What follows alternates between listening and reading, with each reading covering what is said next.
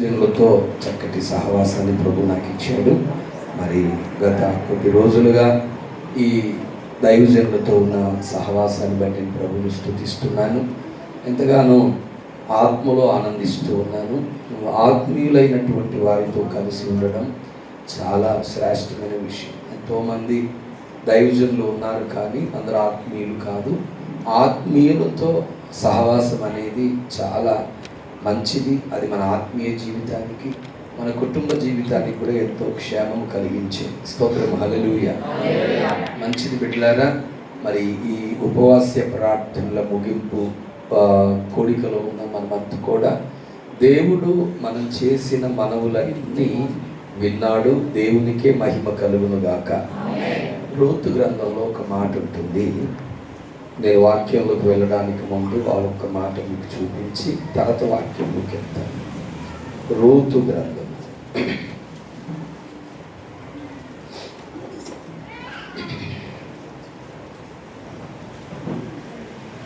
దేవునికి మహిమ కలుగును గాక.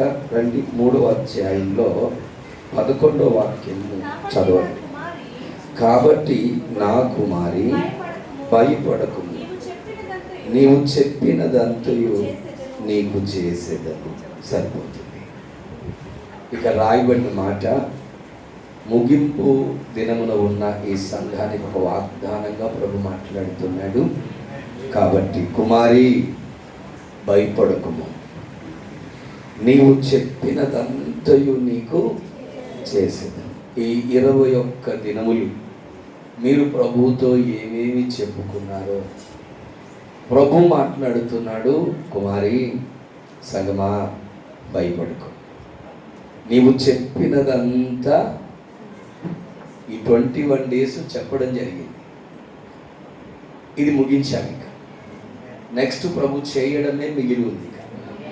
ప్రభు అంటున్నారు, నువ్వు చెప్పినదంతా నీకు చేస్తా. ఏమేమైతే మీరు ప్రభు యొక్క మనవి చేసుకున్నారో అవన్నీ ప్రభు మీ కుటుంబాలలో, సంఘములో, వ్యక్తిగత జీవితంలో ప్రభు చేస్తాడు. దేవునికి మహిమ కలుగును గాక. ఒక విషయం చెప్పాలి అంటే, ప్రార్థనకు మరణం లేదు. ప్రార్థనకి ఏం లేదండి, మరణం లేదు. మనిషికి మరణం ఉన్నది. ప్రార్థించిన వారు మరణిస్తారు, కానీ వారు చేసిన ప్రార్థన ఎన్నడూ మరణించారు. దేవుని సన్నిధిని ఆ ప్రార్థనట జ్ఞాపకార్థముగా చేరి నిత్యము దేవునికి మొరపెడుతూ ఉంటుందట. దాన్ని బట్టి దేవుడు ఆ ప్రార్థనను జ్ఞాపకం చేసుకుంటాడు, దానికి ప్రతిఫలము కూడా ఇస్తాడు. అందుకే ప్రభు వాగ్దానం చేస్తున్నాడు, కుమారి, నువ్వు చెప్పినదంతా నీకు చేస్తాడు. ప్రభు చేస్తాడు. నమ్మండి, విశ్వాసంతో ఉండండి, దేవుని మీద ఆధారపడి ఉండండి, దేవుని వైపు చూస్తూ ఉండండి. మీరు ఏవేవైతే ప్రభు యొక్క మనవి చేసుకున్నారో, మీ మనవులు, ప్రార్థనలు, యాచనలు, కన్నీళ్ళు ప్రభు చూసి నిశ్చయంగా మీకు జవాబునిచ్చి మిమ్మును, మీ కుటుంబాలను, సంఘాన్ని ఆదుకొని ప్రభువే బలపరచునుగాక. ఆమేన్. హల్లెలూయా, హల్లెలూయా. దేవుని మహాకృపను బట్టి మరి ఒక పూట మీతో ఉంటకు దేవుడు నాయుడుల కృప చూపాడు. వాస్తవంగా గత 3 దినములు సాటర్డే, సండే, మండే నాకు చాలా ప్రయాణాలు. రెండవది ప్రార్థన జరిగాయి. ఒరిస్సా రాష్ట్రం నుండి ఒక 500 మంది మన భువనగిరి దగ్గర రామన్నపేట అనే ప్రాంతానికి తీసుకువచ్చి ఒక 3 రోజులకు పెద్ద కాన్ఫరెన్స్ ఏర్పాటు చేశారు. 3 దినముల కాన్ఫరెన్స్లో దేవుని వాక్యాన్ని చెప్పాడు. 3 రోజులు ప్రయాణము ఇవన్నీ చేశారు. కాస్త ఆరోగ్యం అనేది అటు ఇటుగా మారిపోయింది. కాస్త విపరీతమైన జలుబు వచ్చేసింది. మీరు కాస్త సహకరించి కోఆపరేట్ చేస్తే మనం ఈ పూట ఏం చేద్దామని ముందుకు వెళ్దాం. దయచేసి ఇంకా స్థలం కొంచెం ఈ ముందు గ్యాప్ ఉంచకుండా దాన్ని ఫిల్ చేయండి. వచ్చే వాళ్ళకు స్థలము అట్లా ఉంచండి. ఎవరైనా అలాగే లేట్గా ఉద్యోగాలకు అటు ఇటు వెళ్ళి వచ్చే వాళ్ళు ఉంటారు కదా, వాళ్ళు వచ్చినప్పుడు మీరు గలిబిలి కాకుండా వాళ్ళకి స్థలం ఉంటే వచ్చి వాళ్ళే కూర్చుంటారు. అప్పటికప్పుడు జరగండి ఇవ్వకుండా. దేవునికి స్తోత్రం. హల్లెలూయా, హల్లెలూయా. బిడ్డలారా, మనం దేవుని వాక్యంలోకి వెళుదాం.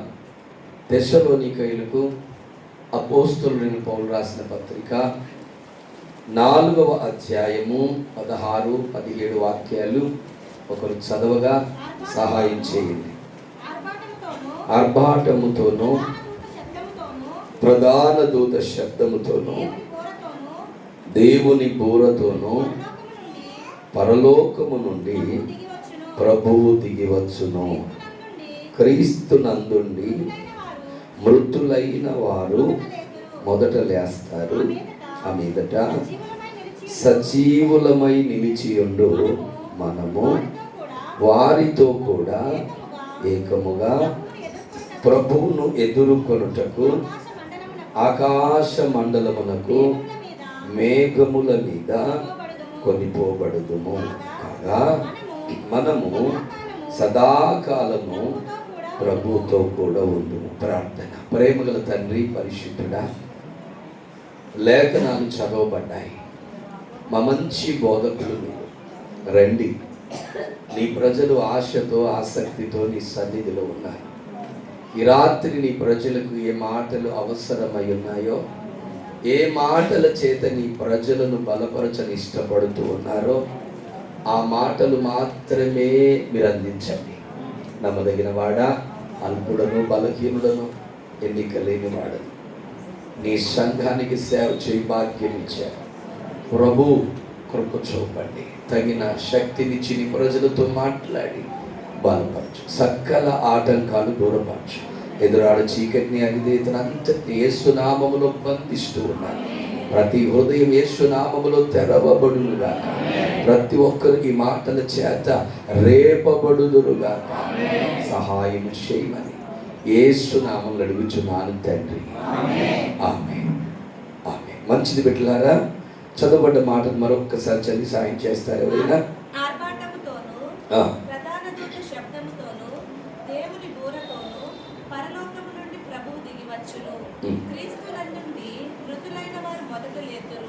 ఆ మీదట సజీవులమై నిలిచియుండు మనము వారితో కూడా ఏకముగా ప్రభువును ఎదుర్కొనుటకు ఆకాశ మండలమునకు మేఘముల మీద కొనిపోబడుదుము.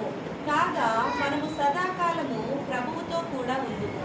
ఆమేన్. మంచిది బిడ్డలారా, తెస్సలోనికయలో ఉన్న సంఘానికి అపోస్తలుడైన పౌలు రాసినటువంటి పత్రిక. ఈ పత్రికలో పౌలు గారు సంఘానికి యేసుక్రీస్తు ప్రభువుల వారి 2వ రాకడను గురించిన సంగతులు తెలియజేస్తూ ఉన్నారు.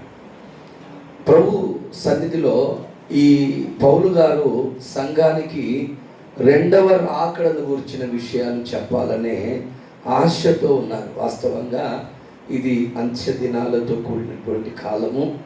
కడవరి దినాల్లో మనమందరము ఉన్నాం, చివరి దినాల్లో ఉన్నాము. కాబట్టి యేసుక్రీస్తు రాకడ, 2వ రాకడ ఏదైతే ఉందో అది సంఘానికి చాలా అవసరమైనటువంటి విషయం. స్తోత్రం, హల్లెలూయా.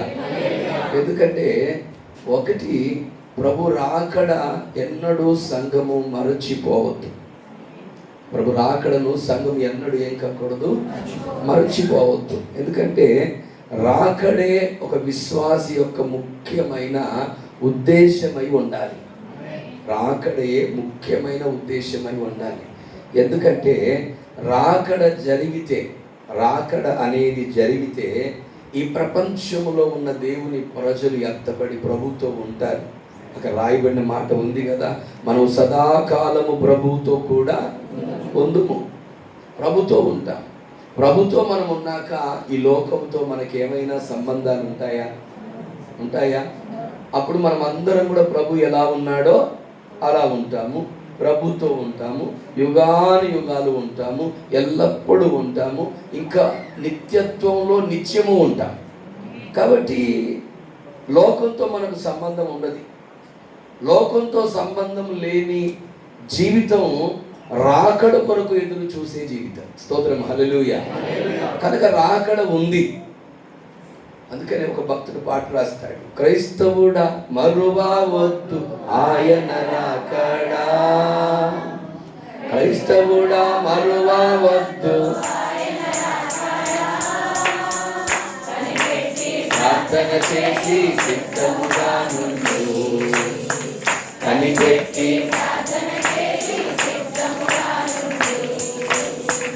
రెప్పపాటున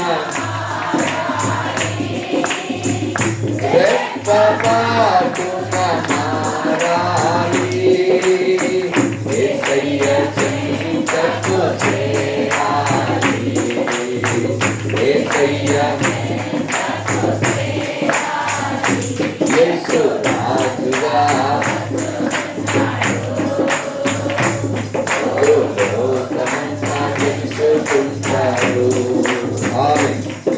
పిల్లగా యేసుక్రీస్తు ప్రభువుల వారి రెండవ రాకడ ఉంది.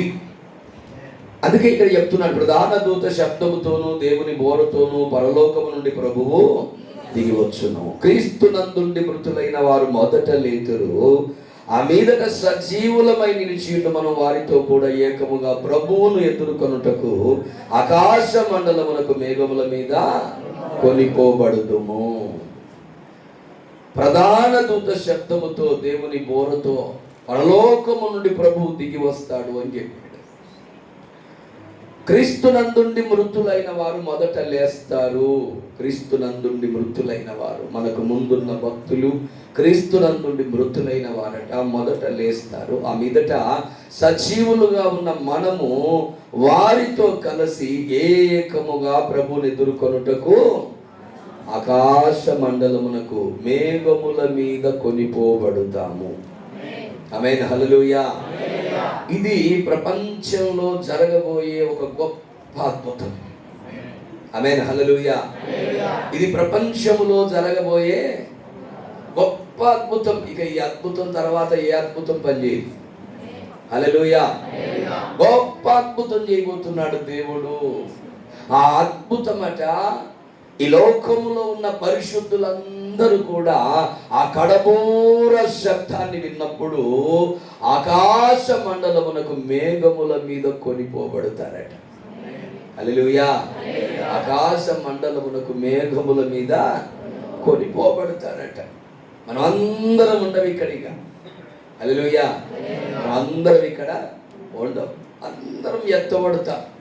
ఆకాశ మండలమునకు మేఘముల మీద కొనిపోబడతాం. అక్కడ ప్రభువును చూస్తాం. ప్రభువు మనం కలిసి 7 ఏళ్ల విందులో ఉంటాం, 7 సంవత్సరాలు. కనుక ఆ రాకడ, హల్లెలూయా, ఏంటిదండి ఆ రాకడ? యేసు క్రీస్తు ప్రభువుల వారి రాకడ. దాన్ని మర్చిపోకూడదు. దాన్ని ఎన్నడూ సంఘము నిర్లక్ష్య పెట్టకూడదు. అందుకే ఈ దినమున ఒక ప్రాముఖ్యమైన విషయాన్ని మీతో పంచుకొని ఆశపడుతూ ఉన్నాను. యేసుక్రీస్తు ప్రభువుల వారి రెండవ రాకడ. ఏంటిదండి? దాన్ని రెండవ రాకడ అన్నారు. ఎందుకన్నారు రెండవ రాకడ అని? మొదటిసారి యేసు ప్రభుల వారి లోకానికి శరీరధారిగా మానవుడిగా కన్యమరియ గర్భము ద్వారా ఈ లోకంలో జన్మించాడు. అది ఫస్ట్ రాకడ. ఇదే రాకడ రెండవ రాకడ. రెండవ రాకడలో కూడా ఒక కార్యం ఉంది. రెండవ రాకడ 2 భాగాలుగా ఉంటుంది. స్తోత్రం, హల్లెలూయా. రెండవ రాకడ 2 భాగాలుగా ఉంటుంది. రెండవ రాకడలో ఒకటి రహస్య రాకడ అయితే ఇంకొకటి బహిరంగ రాకడ. రహస్య రాకడకు బహిరంగ రాకడకు 7 ఏళ్ల వ్యత్యాసం ఉంటుంది. అయితే 7 ఏళ్ల వ్యత్యాసముతో జరగబోయే ఈ రహస్య బహిరంగ రాకడ కలిపితే రెండవ రాకడ అయితే. హల్లెలూయా. నా మాట ఎంతమందికి అర్థమైంది? రహస్య బహిరంగ ఈ 2 రాకడలను కలిపితే రెండవ రాకడ అవుతుంది. రెండవ రాకడ 2 సార్లు ఉండదు, ఒకేసారి ఉంటుంది. ఒకటేమో రహస్య రాకడ, రెండవదేమో బహిరంగ రాకడ. ఇదేంటండి రహస్య రాకడ బహిరంగ రాకడ అంటున్నారు అని మీరు నన్ను అడగవచ్చు. నేను దాని జవాబు చెప్తాను, బాగా వినండి. దేవుడు రెండవ మారు రహస్య రాకడలో సంఘము కొరకు వస్తున్నాడు. ఎవరి కొరకు వస్తున్నాడు? ఆ కడబూర శబ్దము మ్రోగుతుంది. ఆ కడబూర శబ్దము అందరికీ వినబడదు, కేవలము క్రీస్తునందున్న దేవుని పరిశుద్ధులకు మాత్రమే వినబడుతుంది. నా మాట అర్థమైందా? ఎందరికి వినబడుతుంది ఆ స్వరము? లోకంలో ఉన్న మనుషులందరికీ వినబడదు.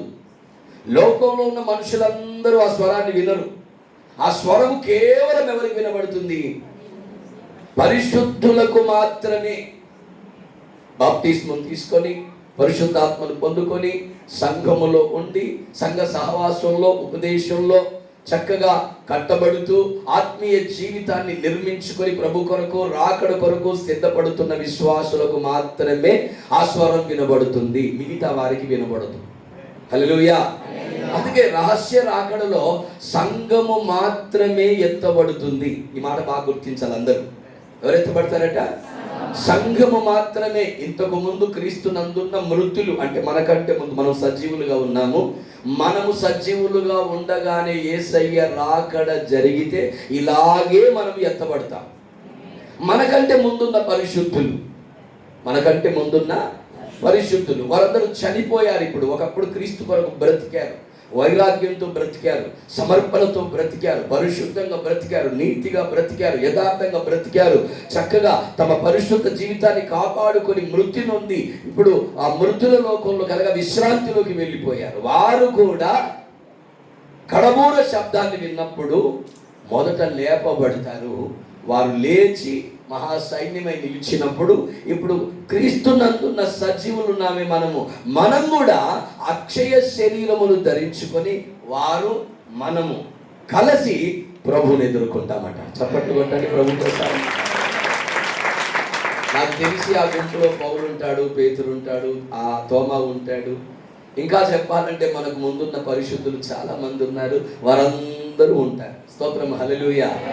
ఒక మాటలో చెప్పాలి అంటే మీకు సంబంధించిన మీ కుటుంబ సభ్యులు క్రీస్తు నందుండి మృతులై ఉంటే వారు ఉంటారు. హల్లెలూయా.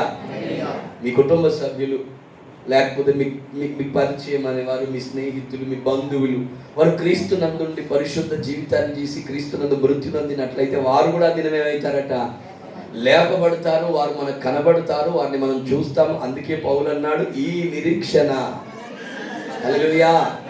అందుకే నిరీక్షణతో బ్రతకాలి, ఆడవద్దు, దుఃఖపడద్దు, బాధపడద్దు అంటూ చెప్తాడు ఆ విషయాన్ని. సరే, ఆ విషయం కాదు మనది. కానీ ఇప్పుడు నేను చెప్పే మాట ఏంటిదంటే, రహస్య రాకడలో కేవలం ఎవరెత్తబడతారు? కేవలం పరిశుద్ధులు, సంఘం మాత్రమే. ఈ సంఘం ఎత్తబడ్డప్పుడు ఎక్కడికి వెళ్ళిపోతుంది? పరలోకం వెళ్ళిపోదు. ఈ విషయం గుర్తుపెట్టుకోవాలా. డైరెక్ట్ పరలోకం పోతుంది అనకండి. ఎక్కడికి వెళ్తారట? మధ్యాకాశములోకి వెళుతారు. ఎక్కడికండి? అందరూ చెప్పండి. ఈ క్లారిటీ ఉండాలి. మధ్యాకాశంలో ఏం జరుగుతుందయ్యా అంటే 7 ఏళ్ళు చెప్పాలి. ఆశ్వరుసు కాలంలో, వస్తీ కాలంలో 180 దినములు ఆయన గొప్ప విందు చేశాడు. ఎన్ని దినములు అది? 180 దినములు అంటే ఎన్ని మాసాలు? 6 మాసాలు. 6 మాసాల విందే ఆ కాలం ముందు చాలా గొప్పది. నాకు తెలిసి ఇంతవరకు 6 మాసాలు విందు చేసిన వాళ్ళు ఎవరు? ఏ రాజ్యం లేదు, ఏ రాజు లేదు, ఏ చక్రవర్తి లేడు, ఎవ్వరూ లేరు. ఆ కాలంలో ఆయన చేసి 180 దినాలు చాలా గొప్ప విందు. అయితే 180 దినాలే గొప్ప విందు అయితే 7 సంవత్సరాల విందు అది. ఎన్ని సంవత్సరాలు చెప్పాలి? 7 సంవత్సరాలు అంటే దినముల్లోకి లెక్కేసి సంవత్సరానికి 365 రోజులు అయితే 7 × 365 ఎన్ని అవుతాయి? ఇలా లెక్క పెట్టుకోవడానికి పోతే చాలా అయిపోతాయి కదా. ఒక మాట ఆలోచించండి బిడ్డలారా, అన్ని దినములు అక్కడ ఏముంటుంది? ప్రతి కన్నీటి బాష్ప బిందువు తొడవబడుతుంది. క్రీస్తు కొరకు శ్రమలు అనుభవించిన వారందరూ కూడా ఆ విందులో ప్రభు చేత ఆదరించబడతారు, ధైర్యపరచబడతారు, బలపరచబడతారు. వారి ప్రతి కన్నీటి బాష్ప బిందువు తొడవబడుతుంది. వారు పొందిన శ్రమలకు తగిన బహుమానం ఇవ్వబడుతుంది. వారు అనుభవించిన కష్టాలకు తగిన కృప దేవుడు అక్కడ ఇచ్చి వారిని సన్మానిస్తాడు. ఒక మాటలో చెప్పాలంటే 7 ఏళ్ళు మనల్ని మనం మరచిపోతాం. మనతో ప్రభు ఉంటాడు, ప్రభుతో మనం ఉంటాము. విందు ఏంటిదండి? విందు అంటేనే ఆహ్లాదం, సంతోషం, ఆనందం, కేరింతలు, కేకలు, స్తుతులు, స్తోత్రాలు, ఆరాధన, ఆర్భాటం. 7 ఏళ్ళండి. హల్లెలూయా. ఒక 2 రోజులు మన ఇంట్లో విందు జరిగితేనే చాలా చాలా అలసిపోతాం. అలసిపోవా? అలసిపోవడానికి నువ్వేమైనా ఈ శరీరంలో ఉంటావు? అప్పుడు ఏ శరీరంలో ఉంటావు? మహిమా శరీరం అంటే దానికి కాళ్ళ నొప్పులు ఉండవు, కీళ్ళ నొప్పులు ఉండవు, గుండె జబ్బు ఉండదు, అల్సర్ ఉండదు, ఇంకేంటివి నరాల జబ్బు ఉండదు, కంటికి అద్దాల అవసరం లేదు, గ్లాసెస్ పెట్టుకొని వచ్చి రాని చూపుతో చూడలేక ఈ బాధ ఉన్నది, కష్టం ఉన్నది. అసలు మహిమ శరీరం అంటేనే అదొక అద్భుతం. హల్లెలూయా. మహిమా శరీరానికి ఏ బలహీనత ఉండదు, అలసట ఉండదు, ఏది ఉండదండి. అలాంటి ఒక అద్భుతమైన శరీరాన్ని మనం పొందబోతున్నాం రాకడలో. ఈ శరీరంతో పని ఉండదు.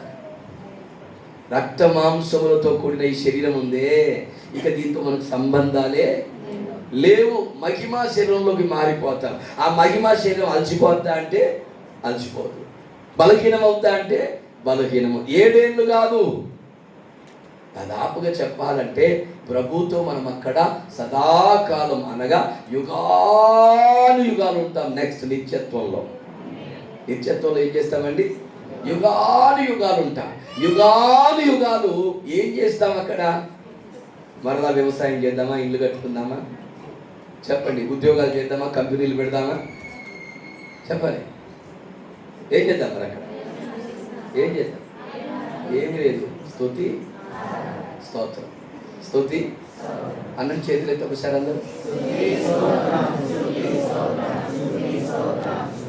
చూసారు. అలసిపోతున్నారు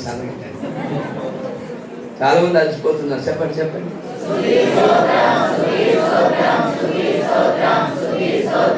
ఈ స్తుతి స్తోత్రాలు యుగాలు యుగాలు చేస్తూ అక్కడ ఉండిపోతామట. ఆమేన్, హల్లెలూయా. ఆ మహిమ శరీరంలో ఉంటాం కనుక మనకేముండదు, అలసట ఉండదు. బిడ్డలారా, 7 ఏళ్ళు మనకు ఆ మధ్యాకాశంలో విందు జరుగుతుంది. ఈ 7 ఏళ్ళు విందు జరుగుతూ ఉన్న కాలమందు భూమి మీద 7 ఏళ్ళు శ్రమలు జరుగుతాయి. ఈ భూమి మీద 7 ఏళ్ళు ఏం జరుగుతాయట? శ్రమలు జరుగుతాయి. బిడ్డలారా, మీరు రాకడలో ఒక సంఘటన మీకు చెప్తాను, జాగ్రత్తగా గ్రహించండి. కడబూర శబ్దము మ్రోగగానే క్రీస్తు మధ్యాకాశంలో ప్రత్యక్షమవుతాడు. సంఘము ఆ శబ్దాన్ని విని ఎత్తబడి మధ్యాకాశంలో ప్రభువును కలుసుకుంటుంది. ఏ క్షణమైతే ప్రభువు మధ్యాకాశంలో ప్రత్యక్షమవుతాడో అదే క్షణమున భూమి మీద అంత్యక్రీస్తు ప్రత్యక్షమవుతాడు. యేసుక్రీస్తు మధ్యాకాశంలోకి ఇలా వస్తే అంత్యక్రీస్తు భూమి మీదకి ఇలా వస్తాడు. ఇరువురు ఏకకాలములో ప్రత్యక్షమవుతారు. ఈ సంఘటన అందరూ గమనించుకోవాలి. ఇరువురు ఏకకాలములో ప్రత్యక్షమవుతారు. ఈ పూట నేను చెప్తున్న కీలకమైన మాటలు మీ గుండెల్లో దాచిపెట్టుకునే ప్రయత్నం చేయాలి. ప్రభువేమో మధ్యాకాశంలో ప్రత్యక్షమవుతారు, అంత్యక్రీస్తేమో లోకములో ప్రత్యక్షమవుతాడు. అంటే సంఘానికి అంత్యక్రీస్తుకి అసలు సంబంధమే. చాలా మంది ఒక బోధ చేస్తున్నారు ఈ కాలమందు, శ్రమల కాలంలో సంఘము ఇక్కడే ఉంటుంది అని. శ్రమల కాలంలో సంఘము ఇక్కడే ఉంటుందని కొంతమంది బోధ చేస్తున్నారు. దయచేసి ఒక మాట మీ అందరికీ నేను చెబుతాను, బాగా వినండి. శ్రమలు అనుభవించుట దేవుని చిత్తమే అయితే సంఘము పట్ల, సంఘానికి రక్షణ ఎందుకు? అసలు రక్షణ అంటే అర్థం ఏంటి? రక్షణ అంటే కాపాడబట్టే కదా. ఎక్కడి నుంచి కాపాడబడట? లోకము నుంచి, పాపము నుంచి కదా, శాపము నుంచి కదా, అంత్యక్రీస్తు నుండి కూడా. ఎక్కడి నుండి అండి? ఇప్పుడు సంఘాన్ని తీసుకుపోయి దేవుడు అంత్యక్రీస్తు చేతుల్లో పెడతాడా? ఒకవేళ అంత్యక్రీస్తు చేతుల్లో పెట్టడానికి రక్తం కార్చాడా, ప్రాణం పెట్టాడా, సిలువ వేయబడ్డాడా, ఈ శ్రమలు అనుభవించాడా? చెప్పండి. ఇప్పుడు క్రీస్తు యేసునందున్న వారికి ఏ శిక్ష విధి లేదు. మన శిక్ష ఎక్కడిదిగా, శ్రమలు ఎక్కడిదిగా? ఒకవేళ ఏమైనా శ్రమలు అనుభవిస్తే ఈ లోకంలో ఇప్పుడు సంఘములో ఉండగా అనుభవిస్తున్న శ్రమలు మనకు. మీకు అర్థమవుతుంది ఈ మాట? ఇప్పుడు లోకములో సంఘములో ఉండి శ్రమలు అనుభవిస్తున్నామే, ఆ శ్రమలు మాత్రమే మనకు శ్రమలు. మళ్ళీ 7 ఏళ్ల శ్రమల్లోకి మనల్ని దేవుడు పంపడు. 7 ఏళ్ల శ్రమలకు సంఘానికి సంబంధము లేదు. సమయం కనుక ఉంటే ఎందుకు లేదు అనే సంగతులు చూపించేవారు బైబిల్లో నుంచి. ఎందుకంటే దేవుడి చిత్తం సంఘము భూమి మీద శ్రమలు ఇప్పుడే అనుభవించి వెళ్ళిపోవాలి, కానీ 7 ఏళ్ల శ్రమలు సంఘానికి అవసరం లేదు. 7 ఏళ్ల శ్రమలకు సంఘానికి సంబంధమే. చాలా మంది ఏమంటున్నాడు, అంత్యక్రీస్తు వస్తాడు, 7 ఏళ్ల శ్రమలు ప్రారంభిస్తాడు, ఆ శ్రమలలో ఎవరైతే నిలువబడి ఉంటారో వారు మాత్రమే ఎత్తబడతారు, వారు మాత్రమే ప్రభుత్వం ఉంటారు. అంటే ఇప్పుడు ప్రార్థన అవసరం లేదు, ఇప్పుడు వాక్యం అవసరం లేదు, ఇప్పుడు పరిశుద్ధ జీవితం అవసరం లేదు, ఏది అవసరం. శ్రమలు రాని, శ్రమలు వచ్చినాక అంత్యక్రీస్తు వస్తాడు, అంత్యక్రీస్తు ఎలా తను ప్రత్యక్షపరుచుకుంటాడు, అప్పుడు మాత్రం శ్రమలు అనుభవిద్దాం, అప్పుడు పరిశుద్ధంగా ఉందాం, అప్పుడు నీతిగా ఉందాం, అప్పుడు బ్యాప్టిజం తీసుకుందాం, అప్పుడు నిలబడదాం. అప్పుడు ఎంత పడతాం ఎట్లయినా. మళ్ళీ దాని ఎందుకు ఇక. అందుకే శ్రమలను గూర్చి సంఘము ఇక్కడే ఉంటుందని ఎక్కడైతే బోధింపబడుతుందో అది తప్పుడు బోధ. దాన్ని సంఘము వినొద్దు, దాని ద్వారా సంఘం మోసపోతారు. హల్లెలూయా. దాని ద్వారా సంఘం ఏమవుతారు, మోసపోతారు. ఎందుకంటే హైదరాబాద్ సిటీలో ఇప్పుడు ఎన్ని రకాల బోధలు వచ్చి పడ్డాయి తెలుసా. అసలు లేని ప్రపంచంలో ఎన్ని బోధలు ఉన్నాయి, అవన్నీ హైదరాబాద్ సికింద్రాబాద్లో ఉన్నాయి. హల్లెలూయా. ఎంతో జాగ్రత్తగా ఒక విశ్వాసిని సేవకుడు చక్కగా వాక్యంలో పెంచితే ఈ విశ్వాసికి ఎవడో కలుస్తాడు, వాడు ఏదో చెప్తాడు, వీడి మైండ్ పాడైపోద్ది. హల్లెలూయా. ఇక సంఘానికి వచ్చేటప్పుడు కానీ సేవకుడు ఇన్ని ప్రశ్నలు తల నిండా పెట్టుకున్న అందులో ఒక్క ప్రశ్నకు అర్థం ఉండదు, అర్థం ఉండదు, అర్థం లేని ప్రశ్నలు తెచ్చి కూర్చుంటాడు. ఇక్కడ వాని మెదడు పనిచేది, మన మెదడు పాడు చెప్తాడు. నేను క్లారిటీగా చెప్తున్నా, 7 ఏళ్ల శ్రమలకు సంఘానికి సంబంధము లేదు. ఒకవేళ 7 ఏళ్ల శ్రమలలో ఉండాలని మీకు ఇష్టం ఉంటే మీరు ఉండండి, మాకు సంబంధం లేదు, మేము ఉండము. క్లారిటీగా చెప్తుంది. ఒకవేళ 7 ఏళ్ల శ్రమల్లో ఎవడైనా ఉండని ఆశపడితే ఉండని, వాడు ఉండి నాకు సంబంధం లేదు, నేను ఉండా. నేను నా వరుణ్ణి, నా క్రీస్తును, నా ప్రభువును, నా భర్తను ఎదుర్కోవాలి. అక్కడ నా కొరకు మధ్య ఆకాశంలోకి ఆయన వస్తే ఈ అంత్యక్రీస్తు ఇద్దరిద్దరుడు, వీంతో నాకేం పని, అండి. ఇక్కడ నేను ఎందుకుంటా, ఇక్కడ నాకేం అవసరం, ఇక్కడ నాకు వాడికేం సంబంధం, నా కొరకు ప్రాణం పెట్టిండా, రక్తం కార్చిండా, నా కొరకు ఏం చేసిందని ఉంటా వాడితో, శ్రమతో నాకేం సంబంధం. నేను నా ప్రభుతో పాటు యుగాలు ఉండా మధ్యాకాశంలోకి వెళ్ళుటయ్యే నా ఉద్దేశం. ఇక్కడ ప్రతి విశ్వాసికి ఆ ఉద్దేశం ఉండాలి. ఇక్కడ ప్రతి విశ్వాసికి ఏముండాలి చెప్పండి. అందుకే ఉపదేశము కలిగిన సంఘములో స్థిరపడుట అవసరము. సరి అయిన ఉపదేశం కలిగిన సంఘములో, ఇది ఉపదేశం కలిగిన సంఘం. ఈ దైవజనులు ఉపదేశము కలిగిన దైవజనులు. చప్పట్లు కొట్టండి ఒకసారి. నేను ఎందుకు మాట్లాడుతున్నానంటే జస్ట్ బోధను కొంచెం అంత మార్చుకుంటే లక్షల రూపాయలు ఇవ్వడానికి సిద్ధంగా ఉన్నారండి. ఇది వాస్తవం, ఇది యథార్థం, ఇది వాస్తవం. పెద్ద క్యాంపస్లు కట్టివ్వడానికి సిద్ధంగా ఉన్నారండి.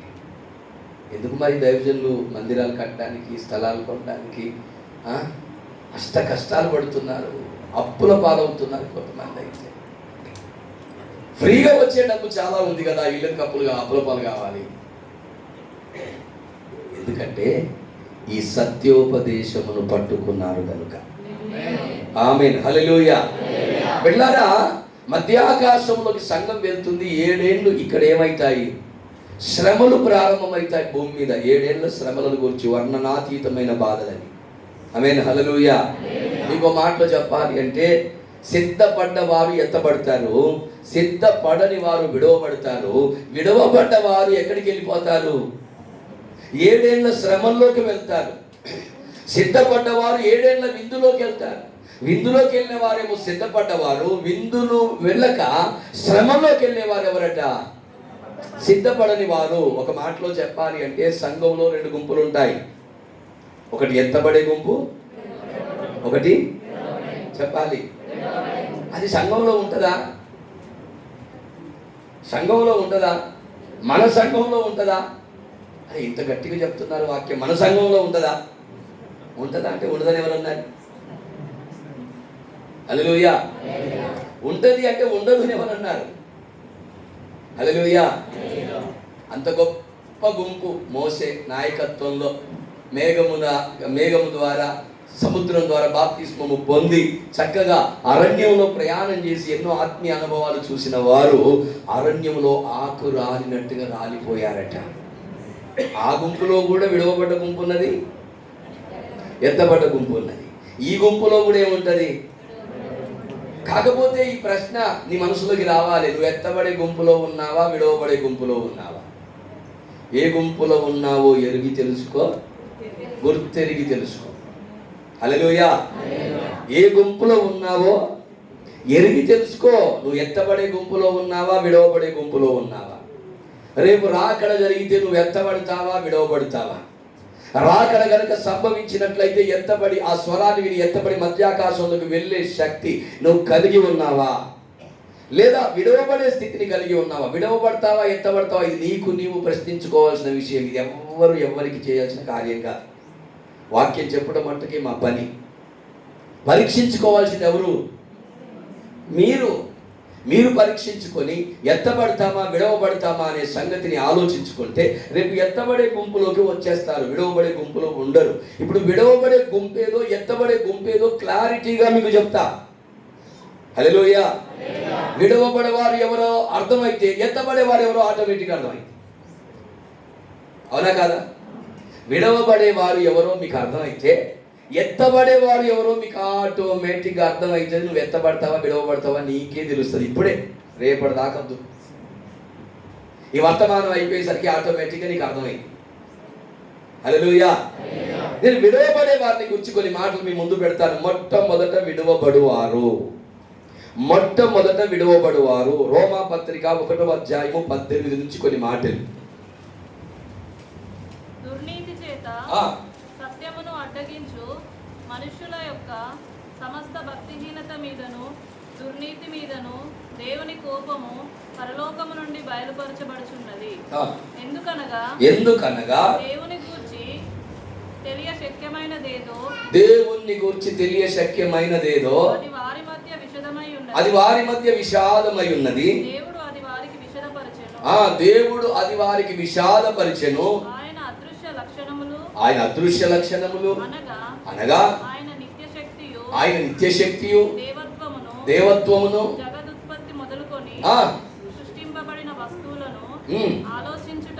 వలన తేటపడుచున్నది గనుక వారు నిరుత్తరులై ఉన్నారు. మరియు వారు దేవునిని ఎరిగియు ఆయనను దేవునిగా మహిమపరచలేదు, కృతజ్ఞతాస్తుతులు చెల్లించలేదు. తమ వాదములయందు వ్యర్థులైరి. వారి అవివేక హృదయము అంధకారమాయను. బుద్ధిహీనులైరి. దేవుని మహిమను క్షయమగు మనుష్యుల యొక్కయు, పక్షుల యొక్కయు, చతుష్పాద జంతువుల యొక్కయు, పురుగుల యొక్కయు ప్రతిమా స్వరూపములుగా మార్చిరి. వీరు విడవబడే గుంపులో మొదటి వారు. వీరెవరట? ఎందుకంటే దేవుని యొక్క నిత్య శక్తి, దైవత్వము, సృష్టిని గురించి ఆలోచించుట ద్వారా ఆల్రెడీ బయలుపరచబడింది. వారు దేవునిగా ఎరిగి ఉండియో ఆయనకు కృతజ్ఞతాస్తుతులు చెల్లించలేదట, ఆయన సన్నిధికి రాలేదట. స్తోత్రం, హల్లెలూయా.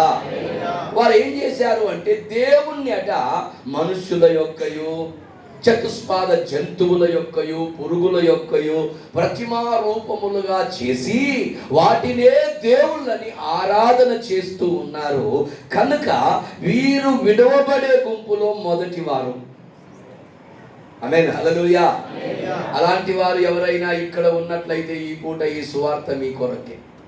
హల్లెలూయా. సృష్టించబడ్డ ప్రతి వస్తువుల గురించి ఆలోచించడం ద్వారా దేవుని శక్తి బయలుపరచబడుతున్నది. ఆమేన్, హల్లెలూయా. బాగా ఆలోచించండి బిడ్డలారా. సృష్టించబడ్డ ప్రతి వస్తువు అన్నాడు. సృష్టి యావత్తును గురించి ఆలోచించుట ద్వారా భూమిని గురించి, సూర్యుని గురించి, చంద్రుని గురించి, నక్షత్రాలను గురించి, ఈ ప్రపంచంలో ఉన్న ప్రతి సృష్టిని గురించి ఆలోచించడం ద్వారా ఒక సత్యం బయలుపరచబడుతుంది. వీటిని సృష్టించిన సృష్టికర్త ఎంత గొప్పవాడో. ఆమేన్, హల్లెలూయా. భూమిని గురించి రకరకాలుగా మాట్లాడుతూ చివరికి అందరూ ఏకాభిప్రాయానికి వచ్చి చెప్పిన మాట ఏంటంటే భూమి గుండ్రంగా ఉంది, అది శూన్యంలో వేలాడుతుంది అన్నారు. అంతకుముందు ఎన్నెన్నో రకరకాల ఇదన్నారు, అదన్నారు, గురుత్వాకర్షణ శక్తి అన్నారు, లేకపోతే ఇది అది అన్ని రకరకాలు చెప్పుకుంటూ వచ్చారు. కానీ ఒకనొక సందర్భం వచ్చేసరికి ఆ సైంటిస్టులు అందరూ కూడా ఏకాభిప్రాయానికి వచ్చారు, లేదు భూమి గుండ్రంగా ఉంది, అది శూన్యములో వేలాడుతూ ఉంది. అది ఎక్కడ వేలాడుతుందట? భూమికి కింద కానీ మీద కానీ ఏమీ లేదు, అది జస్ట్ శూన్యంలో. భూమికి కింద కానీ మీద కానీ ఏమీ లేదు, అది కేవలం భూమిలో ఏం చేస్తుంది, అది శూన్యంలో ఏం చేస్తుందట? ఎలా వేలాడుతుంది? దీని కొరకు శాస్త్రాలు, గ్రంథాలు, రకరకాల విషయాలు, ఎన్నో పరిశోధనలు చేసి చేసి చేసి చేసి అలసిపోయారు. ఆ విషయము బైబిల్లో జవాబు దొరికింది. ఏంటో తెలుసా? దేవుడు తన నోటి మాట ద్వారా భూమిని ఆ శూన్యములో వేలాడదీసిందట. దేని ద్వారా? మాట కనబడుతుందా?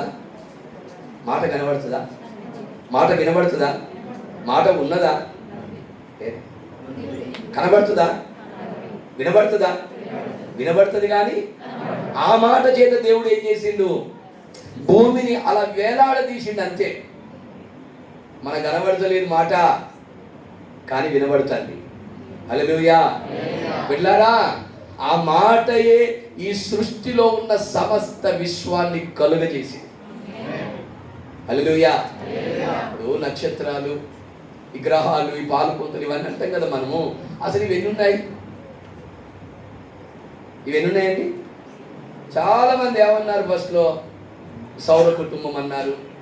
కాదు, కొంచెం వాళ్ళకి ఇంకా విజన్ పెరిగింది, అప్పుడు ఇంకా ఎక్కువ ఉన్నాయి అన్నారు.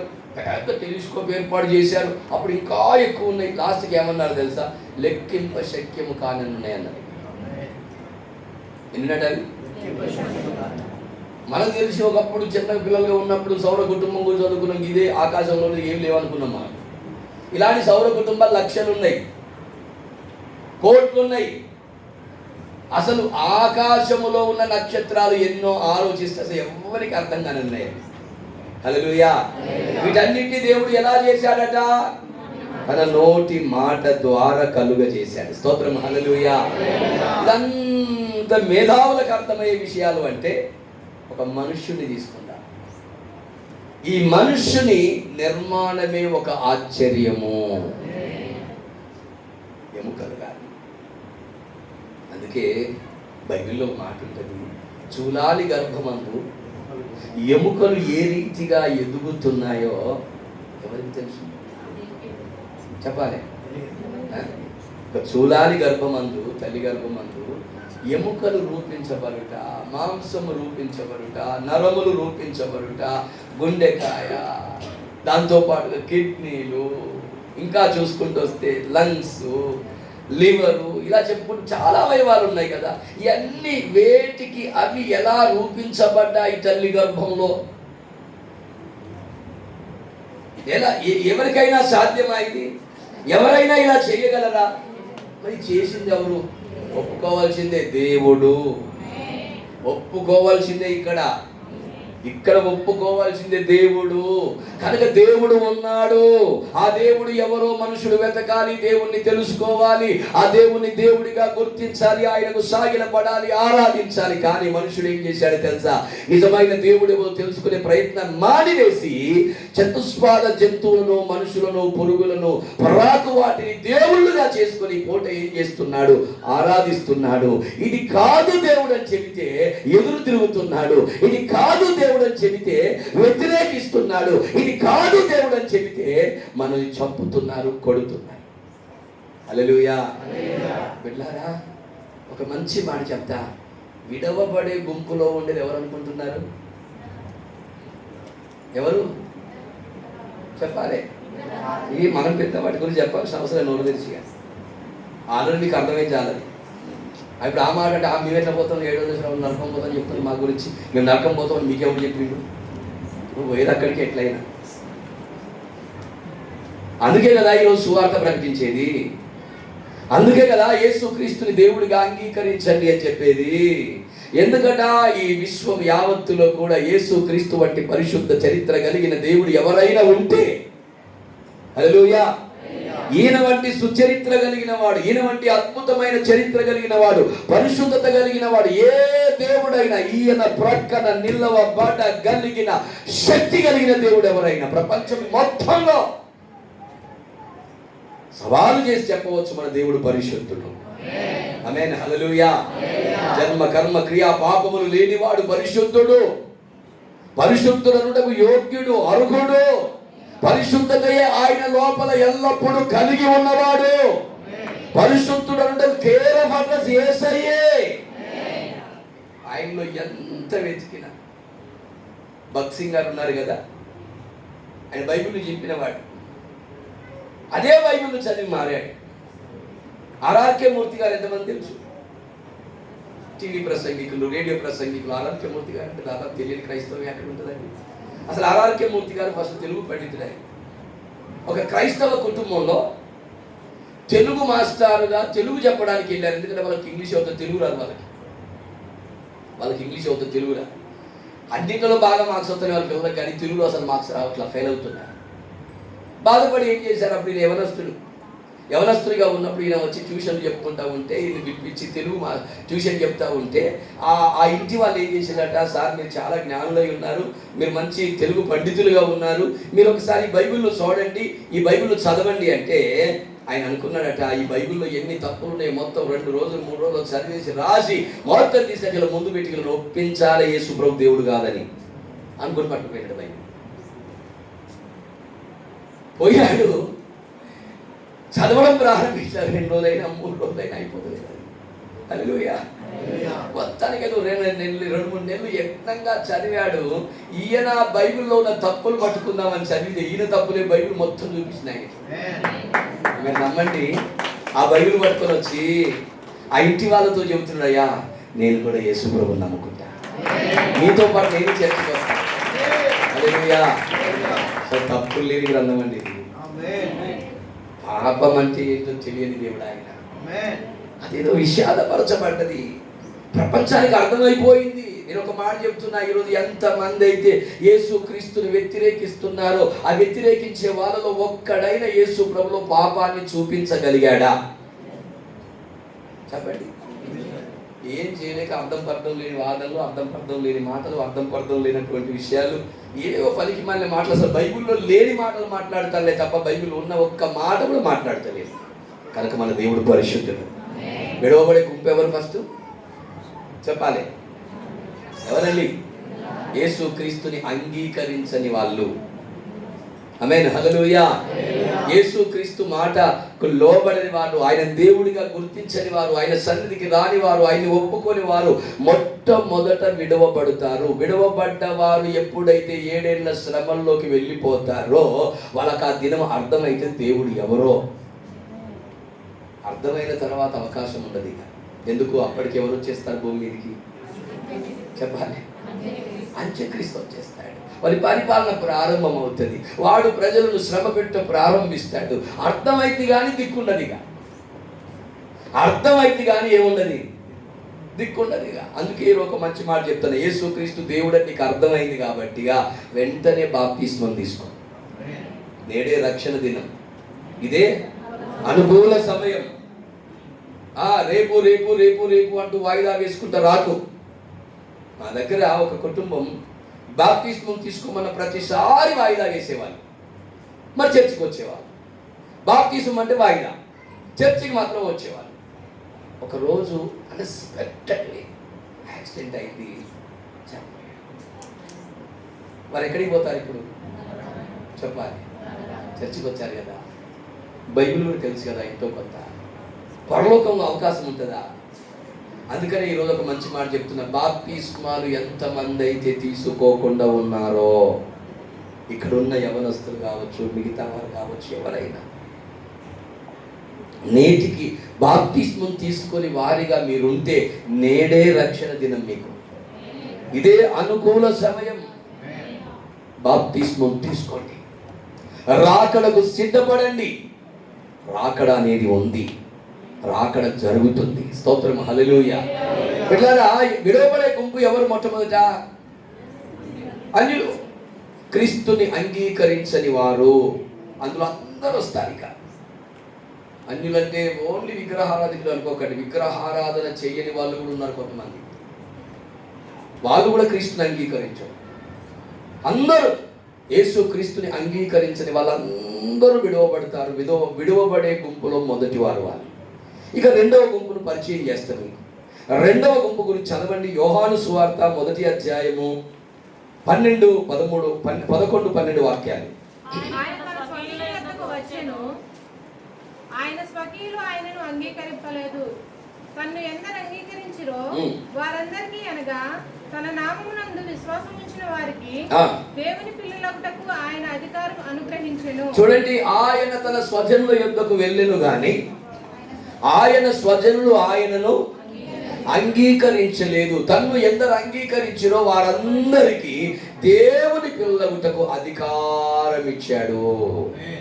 అంటే అంగీకరించని వాళ్ళు ఎవరు ఇక్కడ? మళ్ళా స్వజనులు.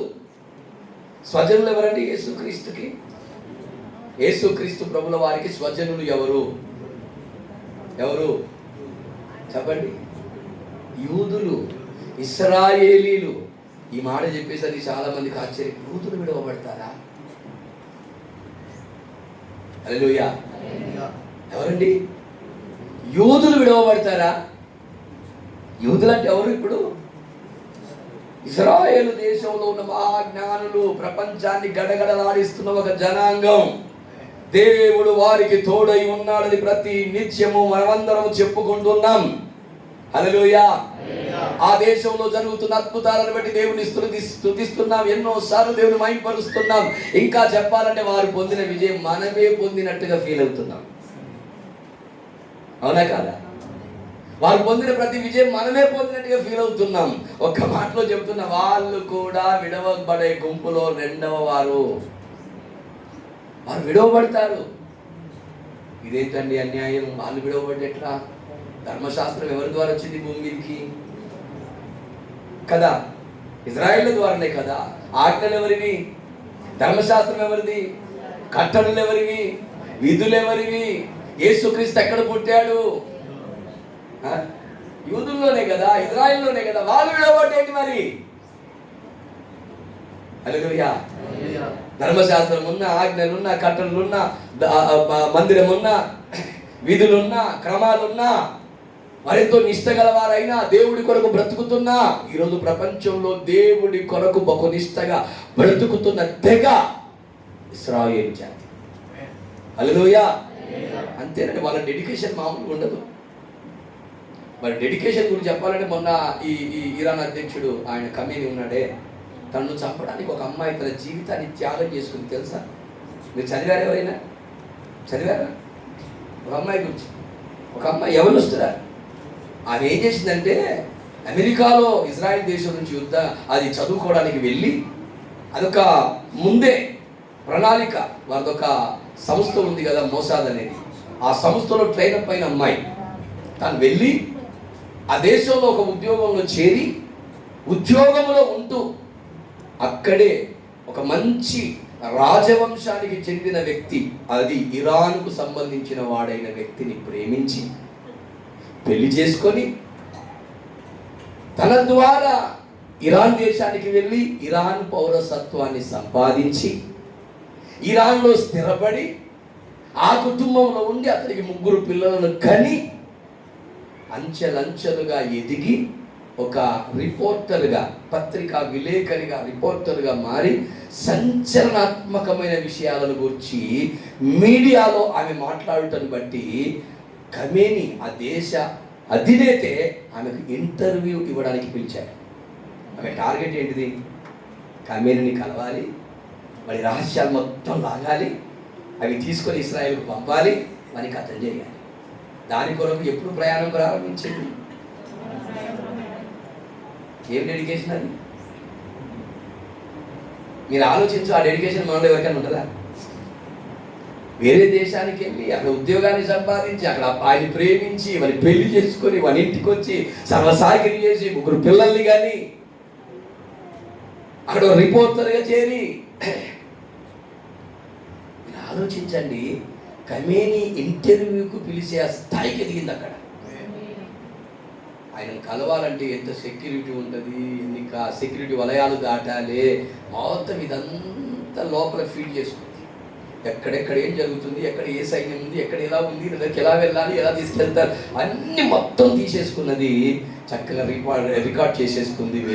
ఆ బయటకు వచ్చేసింది. మీరు నమ్మండి బిడ్డలారా, ఆమె ఇంటర్వ్యూ అయిపోయినాక 10-15 రోజుల్లో కమేని చచ్చిపోయిండు. కమేని చనిపోయినాక ఈమె ఆ దేశంలో లేదు. రేపు ఈయన చనిపోతాను ఇవాళ లేదు. ఎంత డెడికేషన్ వాళ్ళది, అసలు మామూలు డెడికేషన్ కాదు. మీకు మాట చెప్తున్నా, ఇంత డెడికేషన్ కలిగిన వారు విడవబడతారా? ఇప్పుడు కొంచెం బాధ అనిపిస్తలేదా? ఎంతమంది బాధ అనిపిస్తారు? నేను కూడా బాధపడ్డా ఇష్టం. మీరు కూడా విడవబడతారా ప్రభా? ఎంత నిష్టగల్లా విడవబడతారా ప్రభా? విడవబడతారు. ఎందుకు విడవబడతారు వారు అంటే, వారట యేసుక్రీస్తుని తమ స్వంత రక్షకుడిగా అంగీకరించలేదు. ఈనాటికి కూడా వారు చేస్తున్న పని ఏంటంటే, యేసుక్రీస్తుని ఒక ప్రవక్తగానే చూస్తున్నారు. ఆ మధ్యకాలంలో మన ఇండియన్స్ కొంతమంది అక్కడికి వెళ్ళి ఇది టూరిజం చేయడానికి, అక్కడ ఉన్నటువంటి యేసుక్రీస్తు స్థలాలు చూడడానికి వెళ్ళినటువంటి కొంతమంది అక్కడ ఉన్న యూదులతో మాట్లాడుతా, మీరు ఎందుకు మెస్సయ్యాను గుర్తిస్తలేరంటే వాళ్ళు ఉగ్రులైపోయారట. మాకు దేవుడు ఒక్కడే, మా దేవుడు సినాయి పర్వతం మీద మోషకు ప్రత్యక్షమైనాడు, మా దేవుడు దహించు అగ్ని రోషం కలిగిన వాడు. మా దేవుడు ఏంటండి, ఈ బలహీనుడైన యేసు ప్రభువును మా దేవుడు అంటున్నారు మీరు. ఆయన సిలువ వేయబడ్డా ఏం చేయలేకపోయాడు, ఆయన కొరవతో కొట్టినా ఏం చేయలేకపోయాడు, ముళ్ళ కిరీటం పెట్టినా ఏం చేయలేకపోయాడు, ఆయన తీసుకువెళ్ళి సిలువలో మేకులతో కొట్టినా ఏం చేయలేకపోయాడు. చివరిగా తన ప్రాణమును పెట్టాడు, చనిపోయాడు, సమాధి చేయబడ్డవాడు. తన శిష్యులు లేచాడు అంటున్నారు. లేచాడా లేవలేదా మాకేం తెలుసు, తెలియదు మాకు అదంతా. కానీ వాస్తవంగా మా దేవుడు అంత బలహీనుడు కాదు. మా దేవుడు ఎవరు? సినాయి పర్వతం మీద మోషకు ప్రత్యక్షమైన వాడు. హల్లెలూయా. మీకు మాట చెప్పాలంటే, పౌలు ఎందుకు సంఘానికి వ్యతిరేకమయ్యాడు? ఎందుకు సంఘాన్ని ఈడ్చికెళ్ళి జైల్లో పడేశాడు? ఎందుకు సంఘంలో ఉన్న వారిని చంపాడు? చెప్పండి. యేసుక్రీస్తే ఆ మెస్సయ్య, ఆయనే యెహోవా దేవుడు, ఆయనే మెస్సయ్య, ఆయనే ఈయన అని చెబితే, మా దేవుడు ఎంత గొప్పవాడు, ఈ బలహీనుడని ఎవరు, ఈయన మా దేవుడు అంటారా అని సంఘానికి వ్యతిరేకంగా లేచి ఈడ్చుకుపోయి జైల్లో వేసి చంపి కొట్టి సంఘాన్ని హింసించాడు. ఎందుకు? యూదుల దృష్టిలో దేవుడు ఎవరు? మహారోషం కలిగిన వాడు. హల్లెలూయా. దహించు అగ్ని. ఇప్పుడు యేసు ప్రభు ఎవరు మన దృష్టికి? హల్లెలూయా. తను తాను రక్షించుకొనలేని ఒక బలహీనుడు.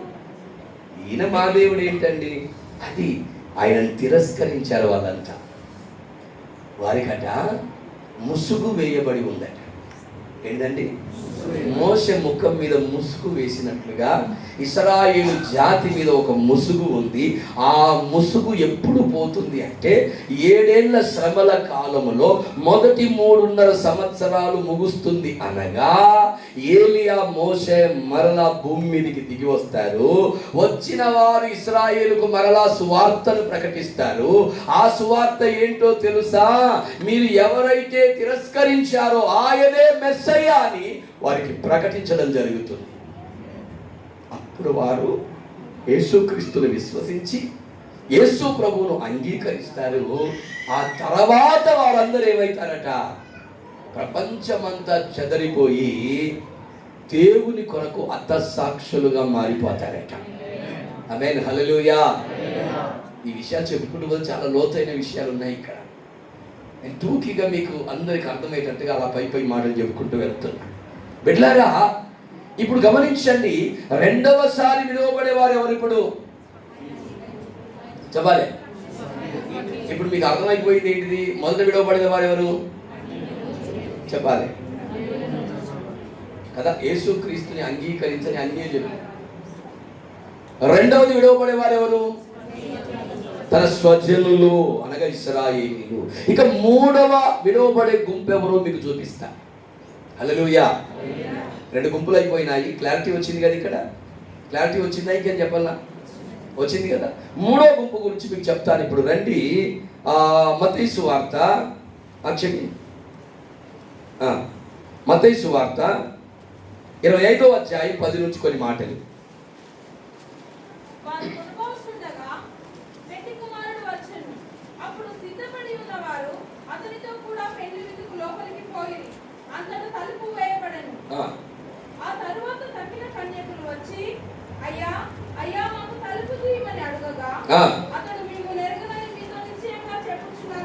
అతడు మిమ్మును ఎరగనని నిశ్చయముగా మీతో చెప్పుచున్నాను నేను. ఇప్పుడు ఎత్తబడే గుంపు, విడవబడే గుంపు. హల్లెలూయా. ఇది సంఘానికి సంబంధించిన విషయం. ఒక ఇద్దరు పిల్లలు పైకి రన్నానా, మీరిద్దరు రండి, ఇటు రండి, రండి రండి రండి, త్వరగా ఫాస్ట్ రండి. భయపడద్దు. ఆ మైకులు తీసుకొని చెరపడి రైట్ పట్టుకోండి, ఇట్లా రైట్. మంచిది, బాగా వినండి. ఈ ఇద్దరు పిల్లల్ని బాగా చూడండి మీరు. యేసుక్రీస్తు ప్రభువును ఎదుర్కోవడానికి 10 మంది కన్యకలు బయలుదేరి వెళ్ళారు. ఎంతమంది అండి? ఈ అమ్మాయి 5గురికి సాదృశ్యం, ఈ అమ్మాయి 5గురికి సాదృశ్యం. ఓకేనా? ఈ అమ్మాయి ఎవరికి సాదృశ్యం? ఒక 5గురికి సాదృశ్యం. ఈ అమ్మాయి ఇంకొక 5గురికి సాదృశ్యం. మొత్తానికి అయితే 20 కలిస్తే వీళ్ళు ఎంతమంది? 10 మంది. ఇందులో 10 మందిలో ఒక 5గురు బుద్ధిగల కన్యకలని పిలువబడ్డారు, ఒక 5గురు బుద్ధి లేని కన్యకలు. వాళ్ళకి తెలియదు బుద్ధి లేని వాళ్ళని. ఆ రోజు వాళ్ళకి బుద్ధి లేని వాళ్ళని మేము తెలియదు. వీళ్ళంతా కలిసి ఉన్నట్టు అందరూ ఏమనుకుంటారు చెప్పాలి. ఇప్పుడు మనం అందరం ఏమనుకుంటాం? అందరం బుద్ధిగల కన్యకలే. హల్లెలూయా. అందరూ అనుకునే మాట ఏంటిది? ఎవరికి వారని చెప్పుకొని ఏమనుకున్నాను? ఇప్పుడు నేను మంచి విశ్వాసం, నేను మంచి పరిశుద్ధురాలు, ప్రార్థన చేస్తాను, విశ్వాసం, చర్చికి వెళ్తాను, చక్కగా కానుకలు ఇస్తాను, దశమాగాలు ఇస్తాను, ఎంతో భక్తి చేస్తున్నాను, చాలా బుద్ధిగలదాన్ని, బుద్ధిగల కన్యకలను నీకు నువ్వు అనుకుంటున్నావు. సర్టిఫికేట్ నీకు నువ్వు ఇచ్చుకుంటే లాభం లేదు. హల్లెలూయా. ఎవరికి వారు సర్టిఫికేట్ ఇచ్చుకుంటే యూనివర్సిటీలు ఎందుకు? హల్లెలూయా. అవునా కాదా? సరే, మంచిది. బిడ్డలారా వినండి. ఈ 5గురు ఇద్దరు కలిపి 10 మందికి సాదృశ్యం. వీళ్ళంతా బుద్ధి లేని కన్యకలు, బుద్ధిగల కన్యకలు మనం అంటున్నాం. కానీ ఆనాడు మాత్రం వీళ్ళిద్దరికి ఏం తెలుసు? మేము ఇద్దరము కూడా 10 మంది ఏమనుకున్నారు? మేము బుద్ధిగల వారము, ప్రభువును ఎదుర్కోవడానికి వెళుతున్నాము అని చెప్పి చక్కగా దీపాలు పట్టుకున్నారు చేతిలో. 2 చేతులు పట్టుకో. ఎలా పట్టుకున్నారు? ఇవేంటి? దీపాలు. ఈ 5గురు దీపాలు వెలుగుతూ ఉన్నాయి. అవునా? ఈ 5గురు దీపాలు వెలుగుతున్నాయి. ఈ 5గురు దీపాలు కూడా వెలుగుతున్నాయి. అంటే అర్థం ఏంటిది? ఈ 5గురు ఈ 10 మంది యేసుక్రీస్తుని నిజమైన దేవుడిగా అంగీకరించారు. ఫస్ట్, నీటి మూలంగా బాప్తిస్మం తీసుకున్నారు. సెకండ్, థర్డ్ వన్ పరిశుద్ధాత్మ శక్తిని పొందుకున్నారు. ఫోర్త్ వన్ సంఘములో చేరారు. ఎక్కడ చెప్పాలి గట్టిగా? ఎక్కడ చేరారట? ఉపదేశ క్రమములో పెంచబడుతూ ఉన్నారు. బాగా అర్థం చేసుకోవాలి మాట. ఎక్కడ పెంచబడుతున్నారు? ఉపదేశ క్రమములో పెంచబడుతూ ఉన్నారు. ఈ 10 మంది బయలుదేరారు. ఈ 10 మంది ప్రయాణమయ్యారు. ఈ 10 మంది పెళ్లి కుమారుని ఎదుర్కోవడానికి సిద్ధపడ్డారు. స్తోత్రం, హల్లెలూయా. తీరా పెళ్లి కుమారుని ఎదుర్కొనే సమయం రానే వచ్చింది. వెళ్ళి వీళ్ళు అక్కడ నిలవబడ్డారు. కానీ పెళ్లి కుమారుడు ఇంకా రాలే, కొంత ఆలస్యం చేస్తున్నాడు ఆయన. హల్లెలూయా. ఏం చేస్తున్నాడండి? కొంత ఆలస్యం చేస్తున్నాడు. ఈ ఆలస్యాన్ని బట్టి వారు ఏం చేశారట? ఇంకా రాలేదు పెళ్లి కుమారుడు, ఎప్పుడు వస్తాడో తెలియదు, ఏ సమయమో తెలియదు, ఏ గడియో తెలియదు. మనమైతే వచ్చాం, సిద్ధపడ్డాం, మన దీపాలు అయితే వెలుగుతూ ఉన్నాయి. ఓకే, ఆయన అర్ధరాత్రి వచ్చినా, మా పగలు వచ్చినా, ఎప్పుడు వచ్చినా మనమైతే లోపలికి వెళ్ళిపోవచ్చు అనుకొని వీళ్ళు దీపాలు పక్కన పెట్టి మంచిగా నిద్రపోతున్నారు. పక్కన పెట్టండి, నిద్రపోండి. అవి పక్కన పెట్టండి. మళ్ళీ నవ్వుతుందని మనం చూసాను. నిద్రపోండి, పడుకోండి, పడుకోండమ్మా. ఉండాలని చెప్పినట్టు చేయాలి. స్తోత్రం, హల్లెలూయా. ఇప్పుడు వాళ్ళు పడుకున్నారు, ఆల్రెడీ నిద్రపోతున్నారు. దాదాపుగా వాళ్ళ మనసులో ఏముంది? మా దీపాలు వెలుగుతూ ఉన్నాయి, మా ప్రభు వస్తాడు, మేము ఎత్తబడతాం, దేవుని రాజ్యంలో ఉంటాం అనుకుంటున్నారు. ఈలోపు అర్ధరాత్రి ఒక శబ్దం వినబడ్డది. ఇదిగో పెళ్లి కుమారుడు. ఏం వినబడ్డదండి?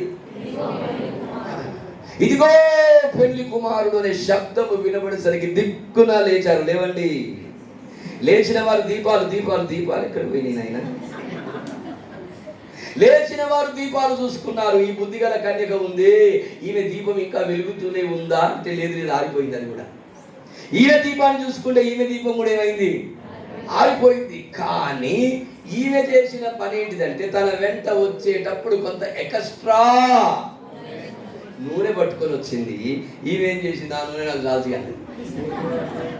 ఏమన్నది ఈమె?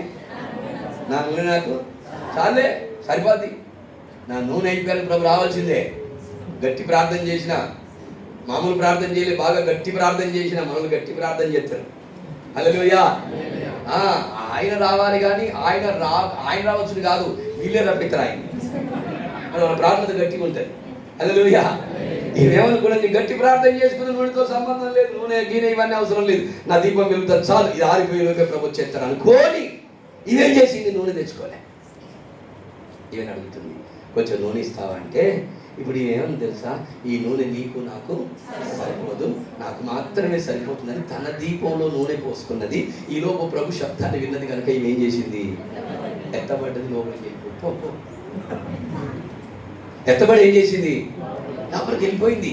ఇప్పుడు ఈమె ఆగిపోయింది అక్కడ. ఇవేం చేసింది అక్కడ? ఇప్పుడు నూనె లేదు, దీపం మారిపోయింది. పరుగున ఏం చేసింది? సావుకారుల దగ్గరికి వెళ్ళింది, అమ్మవారి దగ్గరికి పోయింది. వాళ్ళని అడిగింది, కొన్నది, తీసుకున్నది, తీసుకొచ్చి చక్కగా నూనె పోసింది, దీపం వెలిగించుకున్నది. వచ్చి తలుపు కొడతా ఉంది, ప్రభువా నాకు తలుపు తీయవా. అప్పుడు ఆయన ఏమన్నాడు లోపల నుంచి? అమ్మా నువ్వెవరో నాకు తెలియదు, నేనయ్యా షలోమిని, నేనయ్యా మరియను, నేనయ్యా మార్తను, నేనయ్యా సంఘములో ఫస్ట్ అందరికంటే ముందుండి ప్రార్థన చేసేదాన్ని. అయ్యా నేనయ్యా ఎంత సమర్పణతో సంఘ నిర్మాణంలో ప్రయాసపడ్డాను, నేనయ్యా అంటుంది. ఆయన ఏమంటాడు? అమ్మ నువ్వెవరో నేను తెలియకపోవడం ఏంటయ్యా, నేను తెలియకపోవడం ఏంటి? ఆయన ఏమంటాడు? నువ్వెవరో. ఎంత దారుణం ఇది! మీరు ఆలోచించండి, ఎంత దారుణం ఇది! ఇలా ఎంత దీనంగా అడుగుతుంది, నేనయ్యా, నీకు తెలుసు నేనయ్యా. ఆయన ఎన్నడూ చూడని వ్యక్తిలాగా, పరిచయమే లేని వ్యక్తిలాగా, ఏ రోజు ఈమె ముఖము కూడా ఎరగని వ్యక్తిలాగా, నువ్వెవరో. బా, ఈ మాట వినాలంటే కొంచెం ఎలా ఉందండి మీకు? ఎంత బాధగా ఉంది చెప్పండి. ఏంటి ప్రభా ఇంత కఠినంగా, ఏంటి ప్రభా ఇంత కఠినంగా, నువ్వెవరో తెలియదు అంటున్నావు, నేను తెలియకపోవడం ఏంటయ్యా? హల్లెలూయా. ఒక్క మాట చెప్తా, ఆ క్షణమున ఈ దీపం ఆరిపోయింది. ఏ క్షణమున? ఇప్పటిదాకా ఈ దీపం ఆ క్షణమున ఆరిపోయింది. గుర్తుపెట్టుకోవాలి ఈ మాట అందరు కలిసి. ఏ క్షణం ఆరిపోయింది? ఆ క్షణమున. అంతే. ఓ సంవత్సరాలు ఆరిపోయిన దీపం కాదు, పొగ తగులుతున్న సిద్ధ కాదు.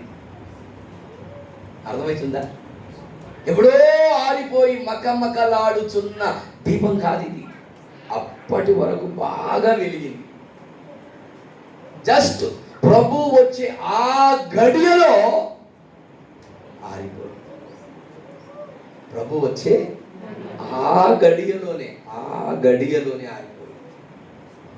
ప్రభు నిర్దాక్షిణ్యంగా అంటున్నాడు, మీరెవరో ఎంత బ్రతిమిలాడుతుందో, ఏడుస్తుంది, రొమ్ము కొట్టుకుంటూ, ప్రభువా నేను, నువ్వెవరో అంటే ఇప్పుడు విడవబడే వారెవరు? చెప్పాలి మాట. సిద్ధపాటు లేని వారా?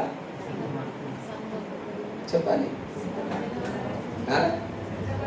వాళ్ళు అప్పటిదాకా సిద్ధపడ్డారు, వాళ్ళ దీపం వెలుగుతూనే ఉన్నది. కానీ అప్పుడు వాళ్ళ దీపం ఏమైంది అంటే అర్థం ఏంటిది? మీకు ఒక మాట చెప్తా, రేపు ప్రభు వస్తాడనగా ఈరోజు సిద్ధంగా లేకపోయిన వారు కూడా విడవబడతారు. అంటే అప్పటిదాకా భక్తి చేసి అప్పటిదాకా ప్రార్థనలో ఉండి, అప్పటి వరకు విశ్వాసంలో ఉండి, అప్పటి వరకు సమర్పణలో ఉండి, అప్పటి వరకు సంఘములో ఉండి, అప్పటి వరకు సమస్త కార్యాలు చక్కగా చేసి ఆ ఒక్క దినము చేయని వారు కూడా విడవబడతారు. ఇది గంభీరమైన మాట.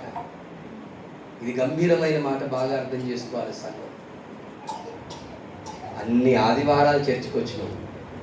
ఈ వారంలో ప్రభు రాబోతాను, కానీ ఆదివారం చర్చికి రాలేదు. వాక్యం ఏంటంటే లోకస్తులతో కలిసినాం, విందు వినోదాల్లో పాల్గొందినాం. ఒక్క ఆదివారమే కదా, ఏం కాదులే, నెక్స్ట్ ఆదివారం పోయి అన్ని సరి చేసుకుందాం అనుకున్నాం. హల్లెలూయా. సోమవారమే ప్రభు వచ్చి నువ్వు దీపం పట్టుకున్నావు, కానీ అప్పటికే ఆరిపోయింది. ఎందుకు? ఆదివారం నూనె పోసుకోలే. ఆదివారం ఏం పోయిలే అలా, నూనె పోయిలా. ఆదివారం నూనె పోతే శనివారం దాకా వెలుగుతుంది. శనివారం నాడు మరలా ఖాళీ అయిపోయి ఆదివారం నాడు మళ్ళీ నూనె పోతే మళ్ళీ ఏమవుతుంది? నువ్వు ఆదివారం రాలి నూనె పోసుకోలే, నూనె అయిపోయింది, ఆరిపోయింది.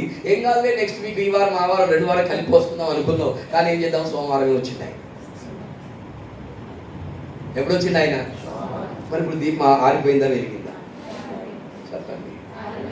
ఇప్పుడు ఆరిపోయిన దీపాలు విడవబడతాయి.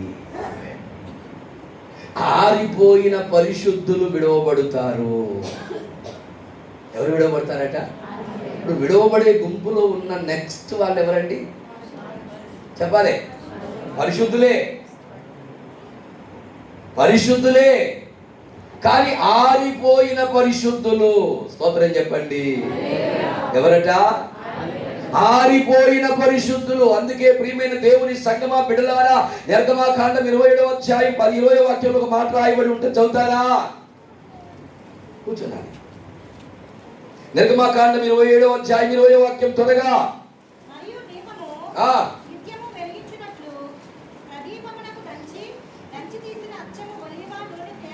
మరియు దీపము నిత్యము వెలుగుచుండునట్లు. దీపం ఎలా వెలగాలట? నిత్యము వెలగాలి. నిత్యము అంటే మాట్లాడాలి. దీపము నిత్యము వెలగాలి. నిత్యము అంటే చెప్పండి, ప్రతిరోజు, ప్రతి క్షణం, ప్రతి దినం, ప్రతి గడియ. స్తోత్రం చెబుతారా? ఎందుకంటే మన ప్రభు ఏ గడియ వస్తాడో ఎవరికి చెప్పలేదు. ఆయన ప్రొద్దు కృంగి వస్తాడో, అర్ధరాత్రి వస్తాడో, తెల్లవారుజామున వస్తాడో తెలియదు. దొంగ వలె ప్రభు రాబోతున్నాడు. స్తోత్రం, హల్లెలూయా. ఆకాశములో మెరుపు పుట్టి మాయమగునున్నట్లుగా యేసయ్య రాబోతున్నాడు. రాకడ ఎవ్వరికి ఏమీ చెప్పబడలేదు. ఈ దినమా, ఈ క్షణమా, ఈ గడియ, ఈ కాలమా లేదు. కానీ వస్తాడు. ఏ గడియ వస్తాడో తెలియదు, కానీ ఆయన వచ్చే ఆ సమయంలో నీ దీపము వెలుగుతూ ఉండాలి. ఎలా ఉండాలట? వెలుగుతూ ఉండాలి. దీపము నిత్యము వెలగాలి. అది ఆరిపోవద్దు. ఆరిపోతా వెలుగుతా, ఆరిపోతా వెలుగుతా, ఆరిపోతా వెలుగుతా. ఏం దీపం ఇది? గుడ్డి దీపం. హల్లెలూయా. చాలా మంది విశ్వాసుల ప్రయాణం ఎట్లున్నది ఈ పూట అంటే పడుతా లేస్తా, పడుతా లేస్తా, పడుతా లేస్తా, పడుతా లేస్తా. పడిపోతాడు, మరలా వస్తాడు. పాస్టర్ గారు ప్రార్థన చేయండి, ఇక మీద నిలబడాలి. నేను పడిపో నిలబడి, పడిపో నిలబడి, పడిపో నిలబడి. ఎంతకాలం ఇట్లా? ఎంతకాలం ఇట్లా? ఒక మాట చెప్తా, నువ్వు పడిపోయిన రోజే యేసు ప్రభు వస్తే, ప్రభువా నీకు తెలియదా అంటే నువ్వెవరో తెలియదు. ఐ డోంట్ నో అంటే ఏమన్నాడు ఆయన? నాకు తెలియదు ఎవరో.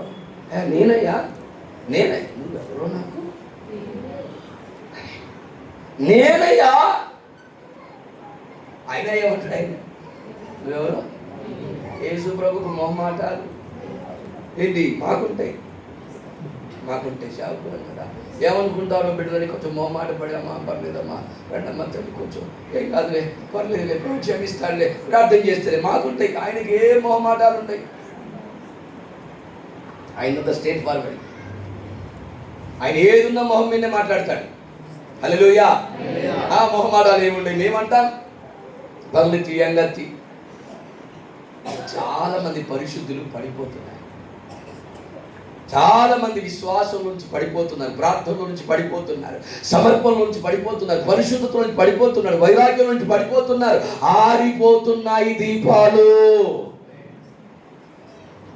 బలిపీఠం మీద దీపమట ఏం కావాలా? ఎప్పుడు మండుతూనే ఉండాలా, ఎప్పుడు వెలుగుతూనే ఉండాలా. బిడ్డలారా, ఎప్పుడు దీపము వెలుగుతూనే ఉండాలి. ప్రదీపమునకు ఇదిగో దంచి తీసిన అచ్చమైన ఒలీవల నూనె కావాలి. ఆ దీపము నిత్యము వెలుగుతూనే ఉండాలి. చాలా మంది దీపాలు ఎందుకు ఆరిపోతున్నాయి? దీపము ఆరిపోవడానికి కారణం ఏంటి? ఆరిపోయిన దీపాలు ఎత్తబడవు. ఆరిపోయిన జీవితాలు, ఆరిపోయిన దీపం. దీపం అంటే నరుని ఆత్మ యెహోవా పెట్టిన దీపం అట. నీ ఆత్మీయ జీవితం ఆరిపోతుంది అని అర్థం. దీపం ఆరుతున్న అర్థం ఏంటిది? నరుని ఆత్మ యెహోవా పెట్టిన దీపం. నీ దీపం, నీ ఆత్మ, నీ ఆత్మీయ జీవితం ఏమైతుందట? ఎందుకు ఆరిపోతుంది? ఎందుకు ఆరిపోతుంది? అనేక విచారాలు. ఏంటి అట? ఐక విచారముల వలన విత్తనం ఏం చేసిందట? ఎదిగిందా? ఎదిగిందా? అణచబడింది. అణచబడుతున్నారు. ఐక విచారాలు. ఏమి తిందుమా, ఏం త్రాగుదుమా, ఏం ధరిస్తుమా, ఏం కడుదుమా, పెళ్ళిళ్ళు, పేరంటాలు, పిల్లలు.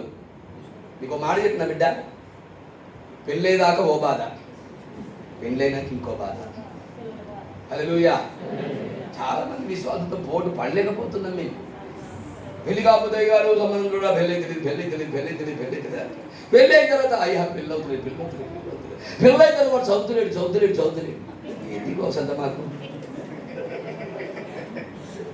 పెళ్లి కాకున్నా కోసమాకే, పిల్లలు కాకున్నా కోసమాకే, ఆడు చదవకపోయినా కోసమాకే. ఏంటి జీవితం అంతా? ఈరోజు విశ్వాసులంతా ఎక్కడున్నారు? పెళ్లిళ్ళకి ఇచ్చుకుంటూ, పెళ్లిళ్ళు చేసుకుంటూ. హల్లెలూయా. ఈ లోకం అనే దానిలో పడిపోయారు బిడ్డలారా. హల్లెలూయా. పవిత్రురాలైన కన్యకను అనగా క్రీస్తునకు ఒక్కడే పురుషుడైన క్రీస్తునకు మిమ్మును ప్రధానము చేసి తిని. సంఘము పవిత్రురాలైన కన్యక తన పరిశుద్ధతను కాపాడుకోవాలి, భక్తిని కాపాడుకోవాలి. ఒక ఎస్తేరు వలె దేవుని రాకడ కొరకు సిద్ధపడాలి. ఏగే నిర్ణయించిన అలంకారము తప్ప ఏ అలంకారము ఎస్తేరు కోరుకోలేదు. ఎస్తేరు నిలబడి ఏమన్నా తెలుసా? హేగేని చూసి, అయ్యా నీకు ఏది ఇష్టమో నాకు అది ఇచ్చేయి. పరిశుద్ధాత్ముడు ఏగే అంటే ఎవరండి? దైవ సేవకుడు ఏగే అంటే. ఏగే అంటే ఎవరు అనుకుంటున్నారు? పరిశుద్ధాత్మకి, దైవ సేవకుడికి సాదృశ్యం. అయ్యా నీకు ఏది ఇష్టమో, ఏ అలంకారము ధరించుట నీకు ఇష్టమో అది మాత్రమే నాకు ఇవ్వు, అది మాత్రమే నేను ధరించుకొని రాజు ముందు నిలబడతాను. చాలా మంది నిలబడ్డారు, అందరూ రిజెక్ట్ చేయబడ్డారు. కానీ ఏగేకు అప్పగించుకున్న ఎస్తేరు పోయి నిలబడ్డది. ఎస్తేరు పెద్ద అందగత్తె కాదు, బాగా గుర్తుపెట్టుకోండి. ఎస్తేరు పెద్ద. ఆ మధ్యకాలంలో మా పాస్టర్ గారు ఎస్తేరు మూవీ చూస్తారంటే నేను తీసుకుపోయి చూపించడానికి. ఆయన ఏమైనా వస్తే బాగా అందంగా ఉన్నది, ఎస్తేరు అందంగా లేదేందని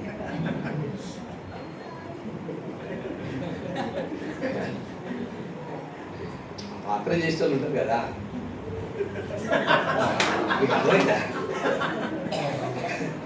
హల్లెలూయా. వస్తే చాలా అందంగా ఉన్నది. మరి అవిదేవి గారు అందంగా ఉన్నది ఎట్లుంటుంది?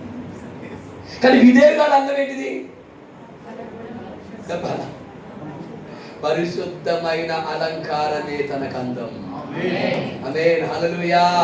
పరిశుద్ధతను ధరించుకుంటే అదే అందం కావాలి మనకి.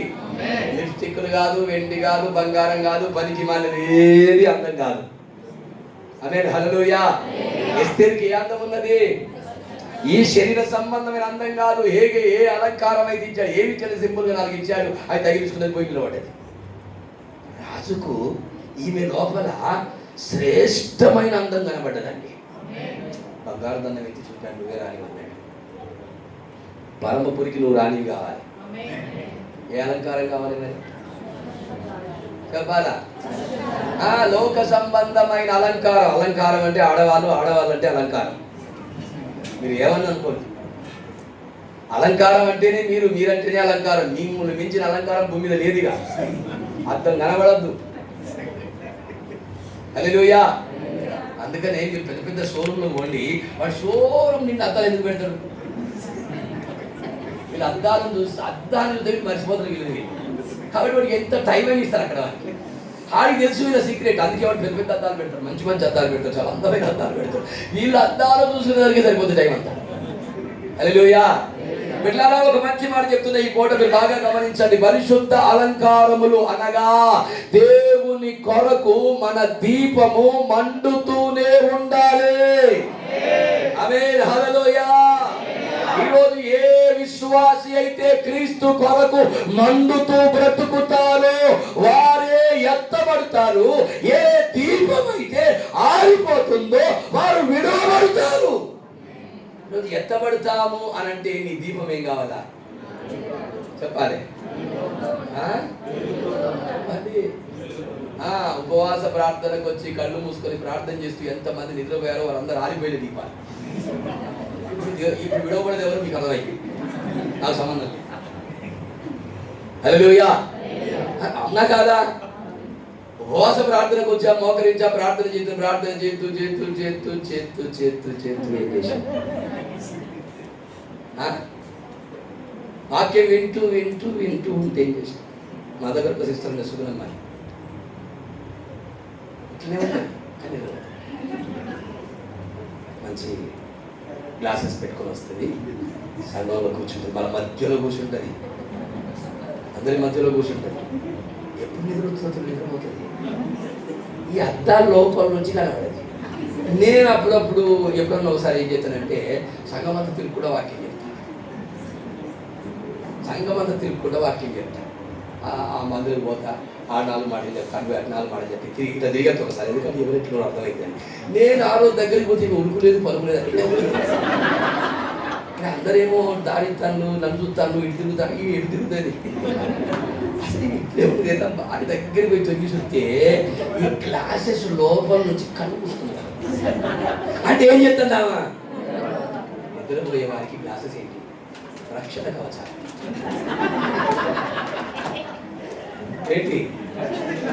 ఏంటి అయ్యా, మా బాధ మాకున్నది, మీ బాధ నీకు కాదట్లేదు.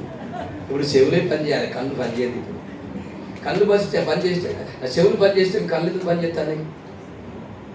ఇప్పుడు ఏం పని చేయాలా కదా? వాక్యం వినేటప్పుడు ఏం పని చేయాలా? చెవులు పని చేయాలి. ఇప్పుడు పిల్లలు బాగా అర్థం చేసుకొని చాలా మంది దీపాలు ఏం చేస్తున్నాయి ఇక్కడ ఆరిపోతున్నారు. కడవరి దినాల్లో ఉన్న బిడ్డలారా, యేసయ్య నేడో రేపో రాబోతున్నాడు. మీరు అనుకున్నట్టుగా ఎక్కువ సమయం లేదుగా. మీరు అనుకున్నట్టుగా ఎక్కువ సమయము లేదు. సమయం ఉందా? ఎక్కువ సమయం లేదుగా. మంచిగా అర్థం చేసుకోవాలి. కాలం సంకుచితమైనది. వస్తానన్నవాడు ఆయన త్వరగా రాబోతున్నాడు. ఈ మాట 2000 సంవత్సరాలుగా మనం వింటున్నాం. ఆయన త్వరగా రాబోతున్నాడు అన్న మాట 2000 సంవత్సరాలుగా మనం అందరము వింటున్నాం. ఒక సీక్రెట్ చెప్పి ఇప్పుడు ముగింపులోకి తీసుకొస్తాం. ఆదాము ఎంతమంది తెలుసు? నోవాహు ఎంతమంది తెలుసు? ఆదాము మొదలుకొని నోవాహు వరకు 1000 సంవత్సరాలు. ఎన్ని సంవత్సరాలు? చక్కటి సత్యం మీకు చెప్పి ముగిస్తాం. ఆదాము మొదలుకొని నోవాహు వరకు ఎన్ని సంవత్సరాలు? లెక్కలుగా ఇంటికి బైబిల్ తీసుకొని పెట్టుకుని ఎవరు ఎన్ని సంవత్సరాలు బ్రతికిండు, ఎన్ని సంవత్సరాలకి ఎవరిని కన్నారు, ఏంటి అని వివరాలను రాసుకుంటే మీకు 1000 సంవత్సరాలు కేటాలి. గమనించండి. ఆదాము మొదలుకొని నోవాహు వరకు 1000 సంవత్సరాలు. నోవాహు మొదలుకొని అబ్రహాము వరకు 1000 సంవత్సరాలు. ఎప్పటి వరకు? నోవాహు మొదలుకొని అబ్రహాం వరకు 1000 సంవత్సరాలు. మొత్తం ఎన్ని సంవత్సరాలు ఇప్పటికి? రైట్. అబ్రహాం మొదలుకొని దావీదు వరకు 1000 సంవత్సరాలు. ఎన్ని వేలైనాయి? దావీదు మొదలుకొని ప్రభువైన యేసు క్రీస్తు శరీరధారిగా ఈ లోకానికి వచ్చే ఆ కాలము నాటికి 1000 సంవత్సరాలు. యేసు క్రీస్తు నుండి ఈనాటికి ఎన్ని సంవత్సరాలు? మొత్తం కలిపి ఎన్ని సంవత్సరాలు? 6. చక్కగా చదువుకున్న వాడు చక్కగా క్యాచ్ చేస్తున్నారు. ఎన్ని సంవత్సరాలు చెప్పాలి? 6 సంవత్సరాలు. 6,000 సంవత్సరాలు. ఎన్ని వేలు? 6,000 సంవత్సరాలు. వినండి, ఆది కాండంలో సృష్టి క్రమాన్ని చూస్తే దేవుడు 6 దినములు పనిచేసి 7వ దినమున విశ్రమించాడు అని రాయబడింది. ఏమని రాయబడింది? అంటే 7వ దినమున ప్రభు ఏం చేయడు? అది విశ్రాంతి కాలం. అదే కాలం అండి, విశ్రాంతి కాలం. ఒక మాట చెప్తున్నా, 2000 సంవత్సరాలు పూర్తి అయి యేసుక్రీస్తు వచ్చి ఇప్పటికి 2000 సంవత్సరాలు పూర్తి అయి ఎన్ని సంవత్సరాలు? 26. ఎన్ని సంవత్సరాలండి? ఆయన దృష్టికి 1000 సంవత్సరాలు ఒక్క దినము 1000 సంవత్సరాలు. 1000 సంవత్సరాలు అట్లా ఆలోచిస్తే ఇప్పటికి ఎన్ని దినాలు అయినాయి? అంటే 7వ దినం ఏ దినం? ఆల్రెడీ మనం ఎక్కడ అడుగు పెట్టాము? 26 సెకండ్లు అయింది. అర్థం కాలే? ఎంతమందికి అర్థమైంది? 26 సెకండ్లు అయినాయి అంటే ఇంకా సూర్యోదయం జరగబోతుంది. నీతి సూర్యుడు ఉదయించబోతుంది, రాబోతుంది.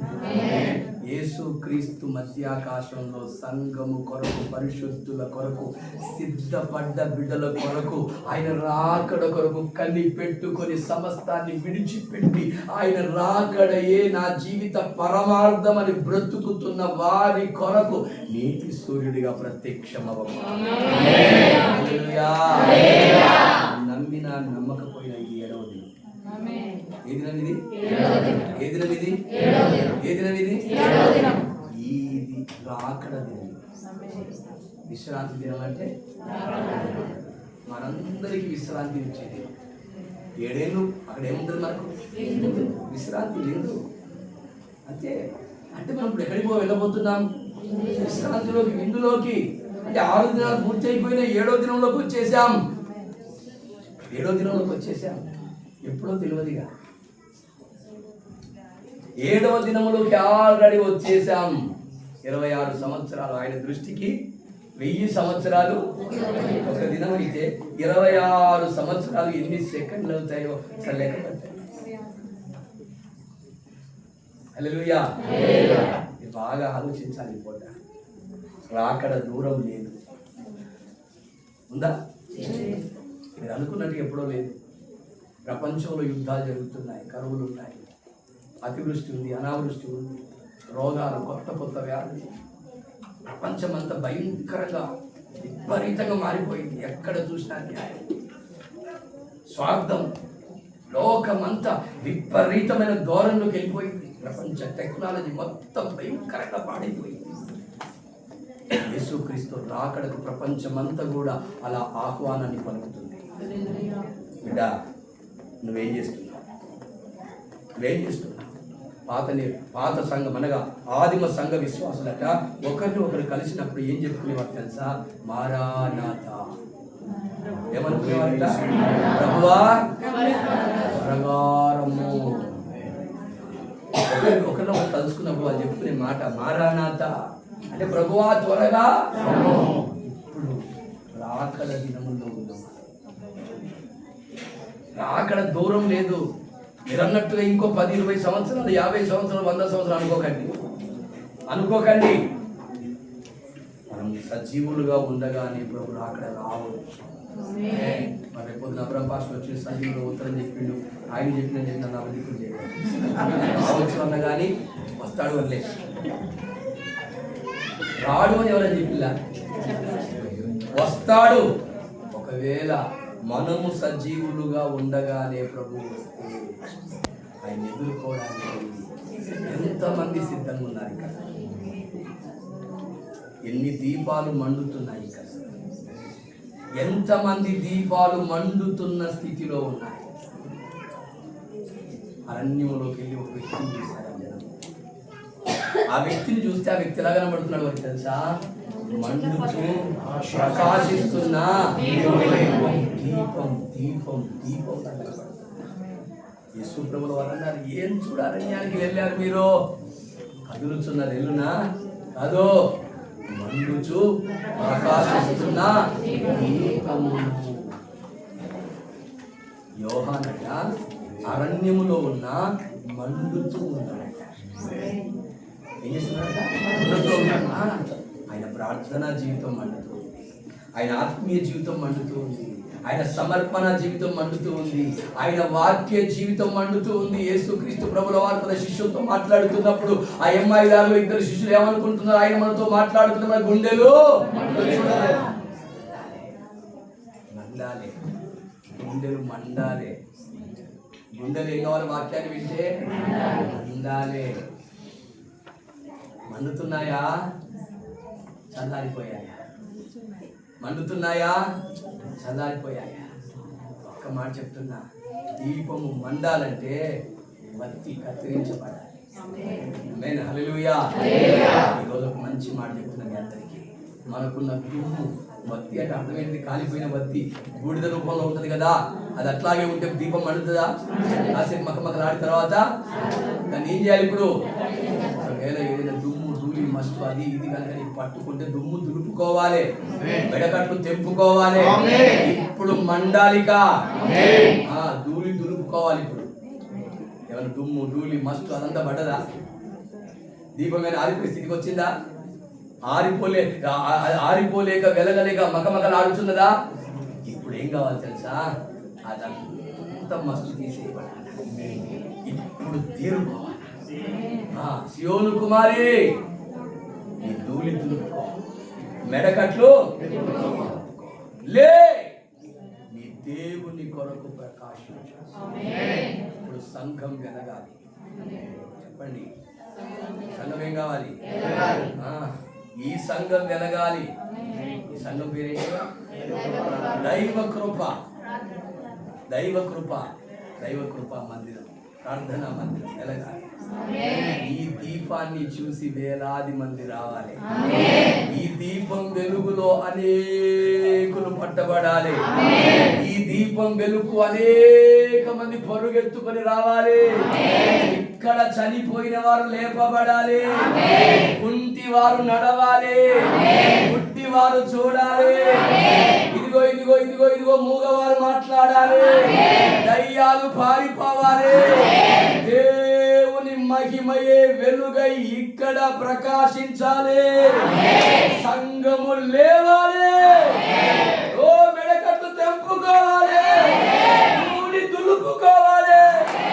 ఇప్పుడు ప్రభువు కొరకు మండే సంఘము, ఎత్తబడే సంఘము. ఒకవేళ ఎవరైనా ఆరిపోయి ఉంటే, ఆరిపోతున్న స్థితిలో ఉంటే జాగ్రత్త, విడవబడే గుంపులో ఉన్నారు. ఎక్కడున్నారు? ఎన్ని గుంపులు విడవబడేటి? మొదటి గుంపు ఏంటిది? రెండో గుంపు ఏంటిది? మూడో గుంపు ఏంటిది? ఆరిపోతున్న వారు. నాలుగో గుంపు దేవుని కొరకు మండుతున్న ఎత్తబడతారు. ఎంతమంది మండాలనుకుంటున్నారు? నా ప్రభు కొరకు నా జీవితం మండాలి. నేను మండాలి, నేను మండాలి. యోహాను వలె మండాలి. చెప్పాలంటే యోహాను మండుతున్నాడు. యోహానికి ఏముంది అరణ్యంలో? తినడానికి మిడతలు, తేనె, కట్టుకోవడానికి తోలు తట్టి. ఏముంది యోహానికి?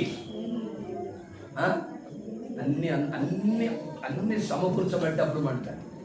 మైక్ ఉంటే, కరెంట్ ఉంటే, కొట్టేవాడు దబా డబా డబా డబా డబా కొడితే, పాడేవాడు ఓ పాడబాడితే అప్పుడు మంట. ఇది కృత్రిమ వెలుగు. ఇది దాన్ని బట్టో దీన్ని బట్టో ఆ డ్రమ్మును బట్టో వచ్చింది.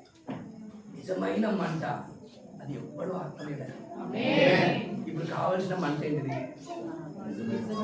గాడు కొడితే వచ్చేది, డ్రమ్ము కొడితే వచ్చేది, మైకు పడితే వచ్చేది కాదు. నిజమైన మంట. నీ గుండె మండితే. ఆనాడు శిష్యులు మాట్లాడుకుంటున్నారు ఏమని? ఆయన మనతో మాట్లాడుతుంటే మన హృదయాలు చూడలేదా? ఎంతమంది హృదయాలు మండుతున్నాయి. నిజంగా మండేవారు మోకాల దిగిరండి, చేతులు దేవుని కొరకు మండండి. అయ్యా, బహిరంగ రాకడ గురించి ఒక 3 విషయాలు చెప్తున్నాయి. రహస్య రాకడే చెప్పారు. బహిరంగ రాకడ గురించి కూడా బహిరంగ రాకడ. బహిరంగ రాకడ అది ఎప్పుడు జరుగుతుంది అంటే, భూమి మీద ఒక 2 మాటలు చెప్పిస్తాను. అది పెద్ద హిస్టరీ, అది పెద్ద హిస్టరీ. మర్మమే కాదు. 7 ఏళ్ళు విందుంటుంది అక్కడ. 7 ఏళ్ళు మధ్యాకాశంలో విందు ఉంటుంది సంఘానికి, 7 ఏళ్ళు ఇక్కడ శ్రమలు ఉంటాయా? 7 ఏళ్ల శ్రమలు పూర్తి అయిన తర్వాత, 7 ఏళ్ల విందు పూర్తి అయిన తర్వాత పరిశుద్ధులను వెంట పెట్టుకొని ప్రభువు భూమి మీదకి దిగి వస్తాడు. అది ఒలీవల కొండ మీదకి, అది యెరూషలేములో. ఇది గుర్తుపెట్టుకోండి. ఎక్కడ దిగి వస్తాడు ఆయన? యెరూషలేములోకి దిగి వస్తాడు. యెరూషలేములోకి దిగి వస్తాడు. మీరు బాగా గమనించాల్సిన సత్యం ఏంటంటే, ఇక్కడ ఆయన యెరూషలేమునకు దిగి వస్తున్నప్పుడు ప్రతి నేత్రం ఆయన చూస్తాడు. అది బహిరంగ రాకడ. ప్రతి నేత్రము ఆయనను చూస్తుంది. రహస్య రాకడలో కేవలం విశ్వాసులే చూస్తారు, కానీ బహిరంగ రాకడలో ప్రతి నేత్రం అంటే ప్రపంచంలో ఉన్న వారందరూ చూస్తారు. ఆయన పొడిచిన వారు చూస్తారు అందరూ. ఈరోజు తృణీకరించిన వారు, మనల్ని కొట్టిన వారు, తిట్టిన వారు, అవమానించిన వారు, వ్యతిరేకించిన వారు, సంఘాలను సీలేసిన వారు, ఆపేసిన వారు ఎంతమంది అయితే వాళ్ళందరూ చూస్తారు. అది దానికి దీనికి మధ్య 7 ఏళ్ళు వ్యత్యాసం. దానికి దీనికి మధ్య ఎంత వ్యత్యాసం? పరిశుద్ధులకు విందు. ఆ తర్వాత వాళ్ళందరిని వెంట పెట్టుకొని ప్రభు వస్తాడు. మనం ప్రభుతో వస్తూ ఉంటే మనల్ని తిట్టినోళ్ళు కొట్టిన వాళ్ళు అందరూ మనం చూస్తారు అక్కడ. మనం యేసునందు విశ్వాసం ఉంచినందుకు నేను అవమానించిన వాళ్ళు ఉన్నారు కదా. నువ్వు బైబిల్ పట్టుకొని వస్తుంటే నీ వీధి వాళ్ళందరూ నేను రకరకాలుగా మాట్లాడుతున్నారు కదా.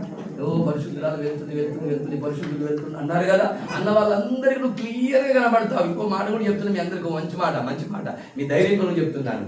ఈ 7 ఏళ్ల విందు తర్వాత 1000 ఏళ్ల పరిపాలన భూమి మీద ప్రారంభమవుతుంది కదా. అప్పుడు మనం ఎక్కడ ఉంటామని ఒక ప్రశ్న వేసింది బ్రదర్ లాగి. మంచి ప్రశ్న వేసిస్తారు. అడగాలి. నేను ఒక మాట చెప్తున్నాను. మీరు ఏ వీధిలో ఉన్నారో ఆ వీధికే వస్తారు. ఏడిపోతారు? అమెరికాలో పెట్టండి, ఆస్ట్రేలియాలో పెట్టండి. పోవాలంటే పోయిరండి. అప్పుడు మహిమా దేశంలో ఉంటారు, పోయి రావచ్చు. యెరూషలేముకు 100 సార్లు పోయి రావచ్చు. ఇప్పుడు అంటే 5 నిమిషాలు సెకండ్ వాడు ఉంటాం. ఆడ కళ్ళు ముందు సెకండ్లో మీరు ఉంటాం. ప్లేన్ అవసరం లేదు, వీసా అవసరం లేదు, పాస్పోర్ట్ అవసరం లేదు, టికెట్ ఏది అవసరం లేదు, డబ్బులే అవసరం లేదు. అనుకుంటే అప్పుడు పోయి ఉంటాం. ప్రభుని చూసి మాట్లాడి, ప్రభా నాకు అప్పగించబడిన అక్కడ పరిపాలన చాలా చక్కగా జరుగుతుంది అని రిపోర్ట్ ఇచ్చి మన క్షణంలో ఇక్కడ ఉంటాం. నువ్వు ఏ వీధిలో ఉన్నావో అదే వీధిలోకి వస్తావు మళ్ళీ. ఎందుకంటే ఆ వీధిలో నేను తిట్టిన వాళ్ళు ఉన్నారు కదా, అవమానించిన వాళ్ళు ఉన్నారు కదా, ఎగతాళి చేసిన వాళ్ళు ఉన్నారు కదా. వారి మధ్యలో నువ్వు సింహాసనం మీద కూర్చొని ఆ ప్రజల్ని పరిపాలన చేస్తూ ఉంటే అనవసరంగా తిట్టిందని కుళ్ళి ఏడుతాడు. అప్పుడు మీకు సంతోషం, వాళ్ళకి ఏడుపు. ఎంత బాగుందో ఇది. అది జరగాలంటే మరి ఎంత పడాలో ఫస్ట్. ఇప్పుడు అది జరగాలంటే ఇష్టపడక విడవబడివా మళ్ళా నువ్వు ఎక్కడ ఉంటావు? ఉండేది ఇక్కడనే. ఆ అనిత్యములతో పాటు అవిధేయతలతో పాటు ఉంటావు. కాబట్టి ఇప్పుడు ఎత్తబడాలి అంటే నీ లోపల ఒక మంట తీసేసుకున్నా. దేవుని కొరకు మన హృదయాలు పడాలి. మోకాల మీద